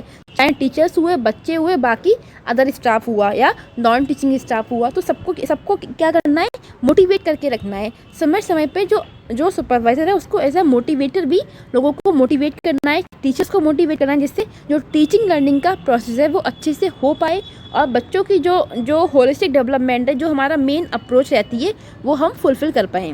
फिर क्या आता है हमारा इंट्रोड्यूसिंग न्यू टीचिंग मेथड्स, मतलब समय समय पे जो पढ़ाने के नए नए तरीके आते हैं उसको इंट्रोड्यूस करना है टीचर्स के साथ में, जिससे कि वो टीचर्स हैं बच्चों की जो पढ़ाते हैं उसमें नए नए वे को इम्प्लीमेंट कर पाए, है ना। क्योंकि आज के टाइम में क्या है, हर दिन कुछ ना कुछ नया आता रहता है। तो जो एक अच्छा एकेडमिक सुपरवाइजर होगा उसका काम है कि वो नए नए जो टीचिंग मेथड्स होते हैं उनको यूज़ करे, उनके बारे में जो शिक्षक होते हैं उनको बताए, और जो टीचर्स होते हैं, इसीलिए टीचर्स का जो डेवलपमेंट प्रोग्राम है वो हम ऑर्गेनाइज करते हैं। वहाँ पे क्या होता है, टीचर्स के लिए जो नए नए मेथड्स होते हैं, नए नए तरीके होते हैं, दुनिया भर के आपका जो ICT है आज के टाइम में आ चुका है, ई दीक्षा हुआ, स्वयं हुआ, यानी क्या क्या प्लेटफॉर्म बनाए हैं पढ़ाने के लिए, तो उसको लेके आपको क्या करना है, टीचर्स को इंट्रोड्यूस करना है नए नए मेथड्स। फिर आता है इन द लास्ट बच्चों हमारा चेकिंग, जिसको हम चेकिंग बोलें, मॉनिटरिंग बोलें, इवैल्यूएशन बोलें। मुद्दा एक ही कि हमने जो भी पूरा प्रोसेस कराया है उसका जो रिज़ल्ट है वो हम चेक कर रहे हैं। लास्ट में क्या आता है, आप चेक करते हो कि पूरे जो आपने एक साल में जो भी आपने प्लानिंग की थी, ऑर्गेनाइज़ किया था, जो भी आपने कंड्यूसिव इन्वायरमेंट प्रोवाइड की, जो भी आपने लीडरशिप करी या फिर सबको गाइड किया, या फिर जो भी आपने मोटिवेशन दिया, या फिर आपने जो भी नए नए टीचिंग मेथड्स अप्लाई किए, उनका भैया रिजल्ट क्या निकल के आया, क्या जो आपने विज़न डिसाइड किया था उसके अकॉर्डिंग आया या फिर नहीं आया। तो लास्ट में क्या आता है हमारा, चेकिंग करना आता है। ओके, फिर हमारा नेक्स्ट आता है बच्चों, there are 2 techniques which can help you a school leader to effectively carry out academic supervision. मतलब कि 2 टेक्निक है हमारी जिससे हम क्या, जो लीडर है स्कूल का वो अच्छे तरीके से अकेडमिक सुपरविज़न कर सकता है। मतलब पूरे 1 साल में क्या क्या चीज़ें किस तरीके से रही घटी उनको सुपरवाइज करने का काम कर सकता है। वो 2 तरीके कौन से हैं, आस्क, डिस्क्राइब। आस्क मतलब पूछें, वर्णन करें, फिर पूछें। जैसे होता है ना, टीचर ने बच्चे से कोई सवाल पूछा तो बच्चे ने उसका आंसर दिया, फिर टीचर ने उस पर एक सवाल और पूछ लिया। ये वाली जो टीचर्स और स्टूडेंट में बॉन्ड होता है। फिर देखिए, an effective teaching for feedback leading to better teaching practice. मतलब कि एक इफेक्टिव जो टेक्निक है बच्चों वो क्या है, फीडबैक देना, जिससे कि जो टीचिंग है वो हमारी और अच्छे से हो सके। जैसे आप अगर कोई काम करते हो और कोई आके आपको बोल दे शाबाश बेटा बहुत अच्छा किया, तो क्या होता है, आपके अंदर एक अच्छी वाली फीलिंग आती है। आपको लगता है वाओ मेरी तारीफ़ हुई, अगर मैं कल को इस काम को और अच्छा करता हूँ तो मेरी और तारीफ़ होगी। कहीं ना कहीं मन में थोड़ा बहुत लालच भी आता है, बट इट्स ओके फाइन। देखो इसमें क्या होता है बच्चों, आस्क, डिस्क्राइब, आस्क, यहाँ हम पूछते हैं, फिर सामने वाला बताता है, फिर हम फिर पूछते हैं। जैसे हमारे स्कूल में होता था कि it takes the supervisor from an authoritative role to a democratic role where the supervisor and the observer are co-learners in a process। यहाँ पे क्या है, कुल मिला के ये क्या है, जो यहाँ पे सुपरवाइज़र होगा, जो पर्यवेक्षक होगा, वो क्या होता है, एक ऑथोरेटिव रोल से एक डेमोक्रेटिक रोल की ओर मूव करता है। मतलब कि उसको तानाशाही नहीं दिखानी है, उसको क्या करना है, डेमोक्रेटिक पॉलिसी को अपनाना है। मतलब सब क्या करें, उसको चुने, सब उसके साथ में मिलकर विकास में योगदान दें। जिसमें क्या है, टीचर्स हुए और जो हेड टीचर हुआ, जो सुपरवाइज़र है और जो टीचर्स है, वो क्या है, इस प्रोसेस में को लर्नर्स होते हैं, दोनों के बीच में होता है। तो मैं पूछूं आपसे, आस्क, डिस्क्राइब, आस्क जो प्रोसेस है वो हमारा किस किस के बीच में है, टीचर्स और को लर्नर्स और के बीच में है। मेनली उन दोनों को ऑब्जर्व करने का काम कौन करता है, सुपरवाइज़र करता है। जैसे ये पर्यवेक्षक को एक आधिकारिक भूमिका से एक लोकतांत्रिक भूमिका में ले जाता है। मतलब कि जिसमें जो पर्यवेक्षक है, जो सुपरवाइज़र है, जो कि हमारा हेड टीचर है, वो क्या करता है, निरीक्षण करता है किसका, शिक्षक का, और जो शिक्षार्थी हैं उनका, दोनों को ऑब्जर्व करता है कि इसमें वो भी किस वे में, एक डेमोक्रेटिक वे में, एक मतलब इंड्यूसिव स्टाइल को अपनाते हुए। ऐसा नहीं करना है कि उसको हिटलर बन जाना है कि मैं, अगर तुमने ऐसा काम नहीं किया तो मैं तुम्हारा कल गला काट दूंगा। मतलब सॉरी, थोड़ा गंदा लैंग्वेज हो गया फिलहाल। कुछ भी मतलब आपको तानाशाही नहीं दिखानी है, आपको क्या करना है, लोगों पे इन्फ्लुएंस डालना। और इसलिए यहाँ पे जो भी हमारा सुपरवाइज़र होगा वो टीचर्स को भी और लर्नर्स को भी, दोनों को क्या करता है, ऑब्जर्व करने का काम करता है। फिर दूसरा आता है हमारा, describe what you observe as a supervisor during the classroom observation. फिर यहाँ पे क्या होता है, आप डिस्क्राइब करते हो जो भी आपने ऑब्जर्व किया। मतलब कि अगर आपने ये ऑब्जर्व किया कि टीचर अच्छे से पढ़ाता है, तो आप क्या हो, आप इस चीज़ को बताओ कि टीचर अच्छे से पढ़ाता है, बच्चे अच्छे से समझते हैं। लेकिन अगर आपने ये ऑब्जर्व किया कि टीचर अच्छे से नहीं पढ़ा पाते हैं, कोई ना कोई जो उनके टीचिंग मेथड्स हैं वो उतने अच्छे नहीं हैं, इसलिए बच्चों को अच्छे से समझ में नहीं आता, तो आपका जो बच्चों ऑब्जर्वर है वो पॉजिटिव भी हो सकता है और नेगेटिव भी हो सकता है। तो ये 2 टेक्निक थी हमारी, जिसमें जो हाथ नहीं काम, जो हमारे सुपरवाइजिंग करने में काम आती हैं। पहला क्या है, आस्क, डिस्क्राइब, आस्क। यहाँ पे क्या है, यहाँ पे एक तरीके से हम फीडबैक देते हैं, जो भी मतलब हमारा टेक्निक है इसमें। जैसे आपने क्या किया, जो लर्नर्स थे और जो टीचर्स थे, दोनों को ऑब्जर्व किया, उसके बाद में आपने उनको फीडबैक दिया। एंड जो दूसरा है, जो भी आपने ऑब्जर्व किया उसको लेके आपने सुपरवाइज़र, जो भी आपने ऑब्जर्व किया एज अ सुपरवाइज़र, तो क्या किया आपने, उसको डिस्क्राइब किया कि मैंने ये क्लास में ऑब्जर्व किया। जैसे आपने देखा होगा कभी कभी क्या होता है, जब टीचर, जो स्कूल का प्रिंसिपल हो, अगर वो स्कूल के राउंड पे निकलते हैं तो सभी टीचर से एकदम अलर्ट होते हैं और पढ़ाना शुरू करते हैं बहुत ही अच्छे वे में, और कहते हैं बच्चों बोलो मत, नहीं तो डांट पड़ सकती है, क्योंकि इस समय जो प्रिंसिपल है वो राउंड पे है। तो वो जो प्रिंसिपल राउंड पे होते हैं ना, ये वही वाली सिचुएशन होती है सुपरवाइजिंग करना, ठीक है। फिर आता है creating a learning culture in school.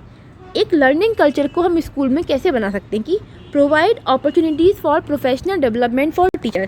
यहाँ कुछ नहीं है बच्चों, घुमा फिरा के ना हमारी 1-2 बातें, वही बातें रिपीट होती हैं बार बार, इसलिए मैं इसको ज़्यादा खोल के नहीं पढ़ाऊँगी। इसको मैं एक जनरल रीड के तौर पे आपको समझा देती हूँ। क्या है, पहला कि शिक्षकों के पेशेवर विकास के अवसर प्रदान करना। मतलब कि उनका जो प्रोफेशनल डेवलपमेंट है उसके लिए हम जो नई नई एक्टिविटीज़ में एक्टिविटीज़ करते हैं, नए नए प्रोग्राम्स होते हैं, जो शिक्षक होते हैं उनकी ट्रेनिंग भी कराई जाती है। फिर होता है गिव, सीखने और सिखाने में जुड़े लोगों को मान्यता दें, मतलब जो भी टीचिंग लर्निंग करता है आप उनको क्या करें, उनको पहचान दें, उनको आइडेंटिटी दें कि हाँ आप टीचर हो, ये हो या फिर नहीं हो। फिर होता है प्रतिक्रिया दें या प्राप्त करें, मतलब कि उनको क्या करें, फीडबैक देना एक तरीके से, जिससे जो भी स्कूल में कुछ कर रहा है तो उसको फीडबैक जरूर देना चाहिए। इससे क्या होता है वो समझता है कि हाँ मेरा कोई आइडेंटिटी है, मुझ में कोई बात तो है। फीडबैक का मतलब ये नहीं कि आपको हमेशा मीठा ही बोलना है, आप मतलब कि जो भी उसने काम किया उसके अकॉर्डिंग बोल सकते हो, बट फीडबैक देना इंपॉर्टेंट है। इससे वो व्यक्ति अपने आप को एक्टिव महसूस करता है। फिर आता है परिवर्तन और नवाचार को बढ़ावा देना, मतलब कि क्या करना है, प्रमोट करना है चेंजेस पे, जैसे कि टाइम पे जो क्या है हमारी नीड होती है उसके अकॉर्डिंग बदलाव आते रहते हैं, तो उसको आपको प्रमोट करना है। और साथ ही में इनोवेट करना है, नई नई चीज़ों को। आजकल क्या है आईसीटी का युग है, तो तरह तरीके के क्या है मतलब नई नई चीज़ें आती रहती हैं, तो इसलिए आपको क्या करना है, नवाचार को बढ़ावा देना है, कि नई नई चीज़ों को इनोवेट करना है। चाहे वो आपकी प्रॉब्लम सॉल्विंग स्किल हुई या फिर कुछ भी हो सकता है बच्चों। औपचारिक प्रक्रिया में ज्ञान और सूचना साझा करना विकसित करें, मतलब कि जैसे औपचारिक प्रक्रिया कौन सी होती है, जो आपकी स्कूल में एजुकेशन दी जाती है बच्चों, वो हमारी क्या है, फॉर्मल एजुकेशन। ये तो डेवलप करना है नॉलेज को, इन्फॉर्मेशन को। जब हम फॉर्मल प्रोसेस में जब हम बच्चे को हम पढ़ा रहे हैं स्कूल में, तो उस समय क्या हो, उसका जो ज्ञान हो वो बढ़ा सके, उसको ज़्यादा से ज़्यादा चीज़ों की इन्फॉर्मेशन दे सके, इन्फॉर्मेशन को शेयर कर सकें। फिर हमारे बच्चों दो आते हैं effective components for creating a learning culture in your school, in our school, which is reflection, जो कि है हमारा रिफ्लेक्शन प्रैक्टिन्यूर, और दूसरा है हमारा टीम लर्निंग।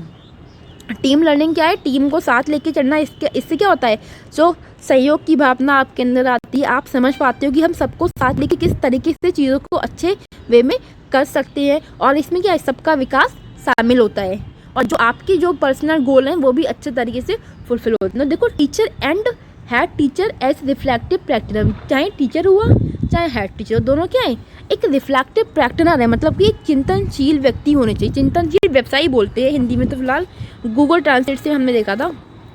देखो ये क्या है, एक प्रोसेस है जहाँ पे हम क्या करते हैं, जहाँ पे टीचर हुआ या फिर हेड टीचर, वो खुद को इवेल्युएट करता है, खुद को एग्जामिन करता है कि that head teachers and teachers must regularly engage into interpret and improve their professional practice, मतलब खुद को डेली बेसिस पे आप क्या करते हो, इवेल्युएट करते हो, और फिर अपना जो भी आपका मतलब प्रोफेशन है उसमें अपने आप को इम्प्रूव करते हो, कि अगर आपने पाया कि आज मेरे में ये कमी थी, तो कल जब मैं ये काम करूँगा तो मेरे में ये कमी नहीं आनी चाहिए। इस टाइप का हमारा एजेंडा चलता है। फिर रिफ्लेक्शन क्या है, इज़ एन इम्पॉर्टेंट टूल, ये एक इम्पॉर्टेंट टूल है through which you can critically examine your own practice, जहाँ पे आप खुद को क्रिटिकली एग्जामाइन करते हो अपनी ही प्रैक्टिस को बिना कहे। सबसे अच्छा वे है रिफ्लेक्शन, कि आप अपने जो भी आप काम धाम करते हो उसको खुद से एक बार रिफ्लेक्ट करके देखो, अपना जो आपका वे है किसी काम को करने का, जो आपका नज़रिया है, उसको खुद से मूल्यांकन करो कि आप ही काम कर रहे हो क्या सही है क्या नहीं। कभी कभी आपने देखा होगा, आप कोई काम करते हो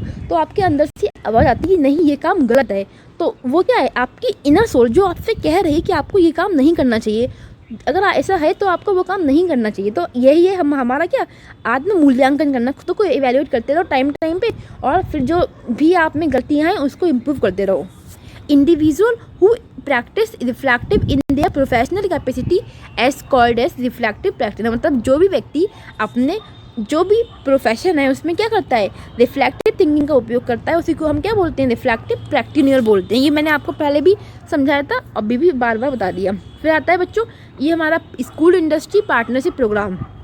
इसमें क्या है, I school industry partnership is when a school and a local business join together to share resource, मतलब जहाँ पे क्या है, स्कूल इंडस्ट्री पार्टनरशिप प्रोग्राम में क्या है, एक स्कूल और कोई भी लोकल बिजनेस साथ में जुड़ते हैं और जो रिसोर्स है उनको शेयर करते हैं। जैसे कि अगर मैं बात करूं कि जो आपकी एक मिनट क्या बोलते हैं बच्चों, स्टेशनरी शॉप होती हैं, या फिर जो आपकी जहाँ से आपकी बुक्स आती हैं, यूनिफॉर्म आती है ना, तो क्या होता है, बुक्स वाले यूनिफॉर्म वाले क्या करते हैं, स्कूल के साथ में पार्टनरशिप करके रखते हैं कि आप क्या करो, हमारी दुकान पे जो बुक्स हैं उन बुक्स को बिकवाओ, तो हम आपको इसमें 20% का मतलब पैसा जो भी आएगा इन बुक्स को बिकवाने के बाद, तो 20% का हम आपको देंगे।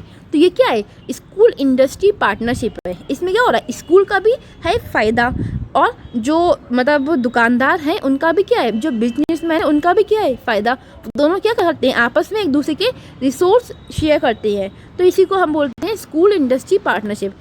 तो बच्चों ये था हमारा आज का क्लास। अब आपकी जो यूनिट 4 है कम्प्लीटली पूरी हो चुकी है। इसको बनाने में मेरी बहुत मेहनत लगी। तो मेरा आपसे अनुरोध है कि प्लीज़ इस वीडियो को लाइक भी करा ज़रूर करें, शेयर भी करें और सब्सक्राइब करना ना भूलें। कमेंट करके हमें ज़रूर बताना कि आपको वीडियो कैसा लगा। बाकी अगर आपको इसको ज़्यादा डिटेल में पढ़ने का शौक़ हो तो इसकी जो बच्चों वीडियो है, जो इंडिस्टा PDF है ना ऑफिशियल वाली, जो कि गवर्नमेंट ने लॉन्च की थी, इसमें मेनली आपका स्कूल लीडरशिप को लेकर बताया गया है। मैं आपको टेलीग्राम पे डाल दूँगी, अगर आपको चाहिए हो तो मुझे कमेंट बॉक्स में आप बता देना। बाकी क्या करना, आप लोग जितनी भी अब तक की आप मेरी वीडियोस हैं उनको प्लीज़ लाइक कर दो, शेयर कर दो। और अगर आपने नहीं देखी तो अब जाके देख लो। सिर्फ PDF पढ़ने से कुछ नहीं होता अनटिल वीडियो ना देखी जाए, बिकॉज आधी से ज़्यादा बातें मैं वीडियो में मुँह से बोलती हूँ बजाय लिखने के, है ना।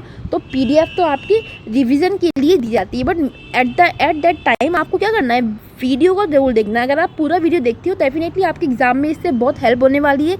इसमें जितनी भी बातें थी सब ऑथेंटिक थी, कोई बकवास नहीं की गई।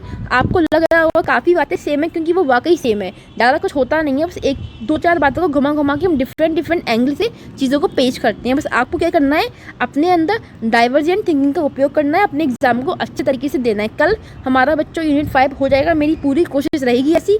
बाकी आप लोग को वीडियो अच्छी लगी हो तो प्लीज़ लाइक कर देना, शेयर कर देना, सब्सक्राइब करना ना भूलना। मिलते हैं अपनी अगली क्लास में, तब तक के लिए जुड़े रहें हमसे। Tata bye bye.